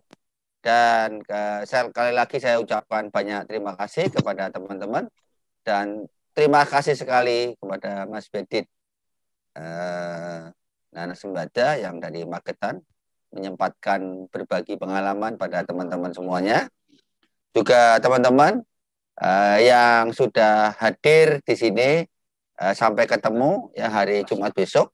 Juga saya sampaikan juga di pesantren properti memang akan membuka istilahnya cabang di beberapa kota di Indonesia sebagai edukasi kepada masing-masing daerah. Monggo teman-teman juga berkenan menyebarkan dakwah ini. Seandainya berkenan nanti bisa chat ke admin, akan kita masukkan ke grup bagaimana dakwah di bidang ekonomi khususnya kepada anak-anak bangsa ini supaya mengenal ilmu properti bisa menyebar di seluruh Indonesia. Ya, terima kasih. Sekali lagi saya mohon maaf sebesar-besarnya. Sebelum saya tutup, ada kata-kata akhir, Mas Bedit, monggo bisa sampaikan kepada seluruh peserta. Ya, jadi pada intinya dalam kondisi seperti ini kita malah akan keluar daya ledak kita. Jadi yang semula santai-santai kita terpaksa harus kuat, yang semula mungkin karyawan kita yang biasanya kita agak maklum sedikit, ini karyawan kok kerjanya kayak gini, agak maklum sedikit, maka saat-saat begini waktunya kita tegas gitu kan ya. Yang terpenting adalah kuatkan mental karyawan kita. Karena karyawan kita saat begini was-was, Pak. Ini aku jualan rumah, jangan-jangan bosku iso bangun gitu kan ya. Ini jangan-jangan utang kontraktor gak bisa dibangun. Nah, itu kan karyawan bingung. Dan juga mereka was-was dengan nasibnya sendiri. Jangan-jangan perusahaan tutup. Gitu ya. Jangan-jangan saya di PHK. Maka share visi, share kekuatan, share nilai-nilai perusahaan Bapak Ibu semua ke karyawan, sehingga karyawan menjadi satu visi dengan kita semua. Mental kita kuat, mereka kuat. Dan yang terpenting dalam kondisi begini, spiritual kita kuatkan, dekatkan kepada Allah Subhanahu wa taala, kita belajar bersama dan gunakan daya ledak kita. Tidak ada masalah yang tidak bisa selesai. Habis gelap terbitlah terang. Terima kasih. Wabillahi taufiq wal hidayah. Wassalamualaikum warahmatullahi wabarakatuh. Terima kasih Mas Bedit. Sekali lagi salah satu mohon Mas Bedit, apa yang pengalaman kami 4 tahun lalu di tadi yang 1000 unit tadi, mohon bisa disempurnakan Mas Bedit. Dan terima kasih semuanya. Sampai ketemu Jumat. Mungkin saya Mas Agung dari Mas Agung, karena kita juga di Kota Grobogan belum ada edukasi tentang pesantren properti. Berkenan Mas Agung ngechat, kalau berkenan juga bagian dari pesantren properti mengedukasi di daerah Grobogan, supaya kita edukasi kepada seluruh masyarakat, itu perjuangan pesantren kita bisa berjalan dengan baik. Matur nuwun, terima kasih. Assalamualaikum warahmatullahi wabarakatuh. Waalaikumsalam.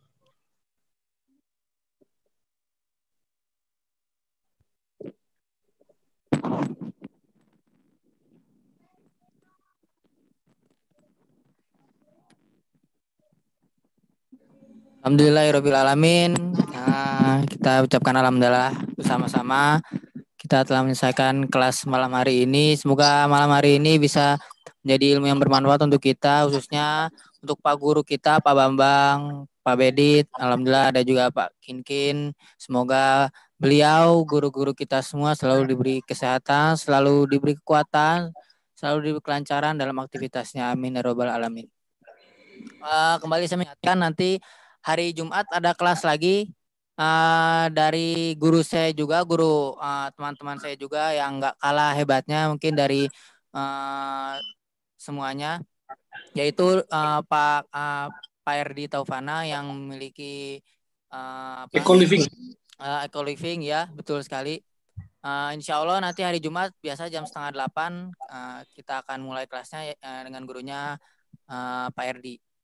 Dan juga mungkin ada yang ingin mengikuti kelas marketing, khusus marketing, saat kan lagi pandemi ini lagi sulit, mungkin ada yang ingin mengikuti kelas marketing, bisa ikutnya kelasnya nanti hari Senin tanggal 19. Yang mungkin yang berminat bisa WA, nanti saya tulis di chat WA-nya. Bisa di chat ke adminnya kalau ingin mengikuti kelasnya khusus hari Senin. Nanti yang mengajar insya Allah ada Pak Asyikin. Bisa dibilang guru saya juga, itu semua guru saya juga alhamdulillah. Jadi yang ingin mengikuti kelas marketing bisa hari Senin nanti tanggal 19 gitu. Mungkin banyaknya yang ingin mengikuti kelas di Zoom, mohon maaf yang ada di YouTube sekarang. Mungkin kita dan saya dan teman-teman berusaha mengembangkan kembali kelas online ini, semoga bisa menjadi lebih baik. Mungkin kedepannya kami akan memberikan dobrakan-dobrakan baru, kami akan memberikan materi-materi yang lebih baik dari sebelum-sebelumnya. Jadi untuk teman-teman bapak-bapak atau yang saudara-saudara ingin mengetahui lebih lanjut tentang properti, bisa join ke kita, bersama-sama kita belajar tentang properti begitu. Karena kita sudah di akhir acara, saya dan teman-teman mohon maaf jika ada salah dan kekurangannya, karena sesungguhnya kesempurnaan itu hanya milik Allah semata. Jadi cukup saya dan Fadil undur diri. Wassalamualaikum warahmatullahi wabarakatuh.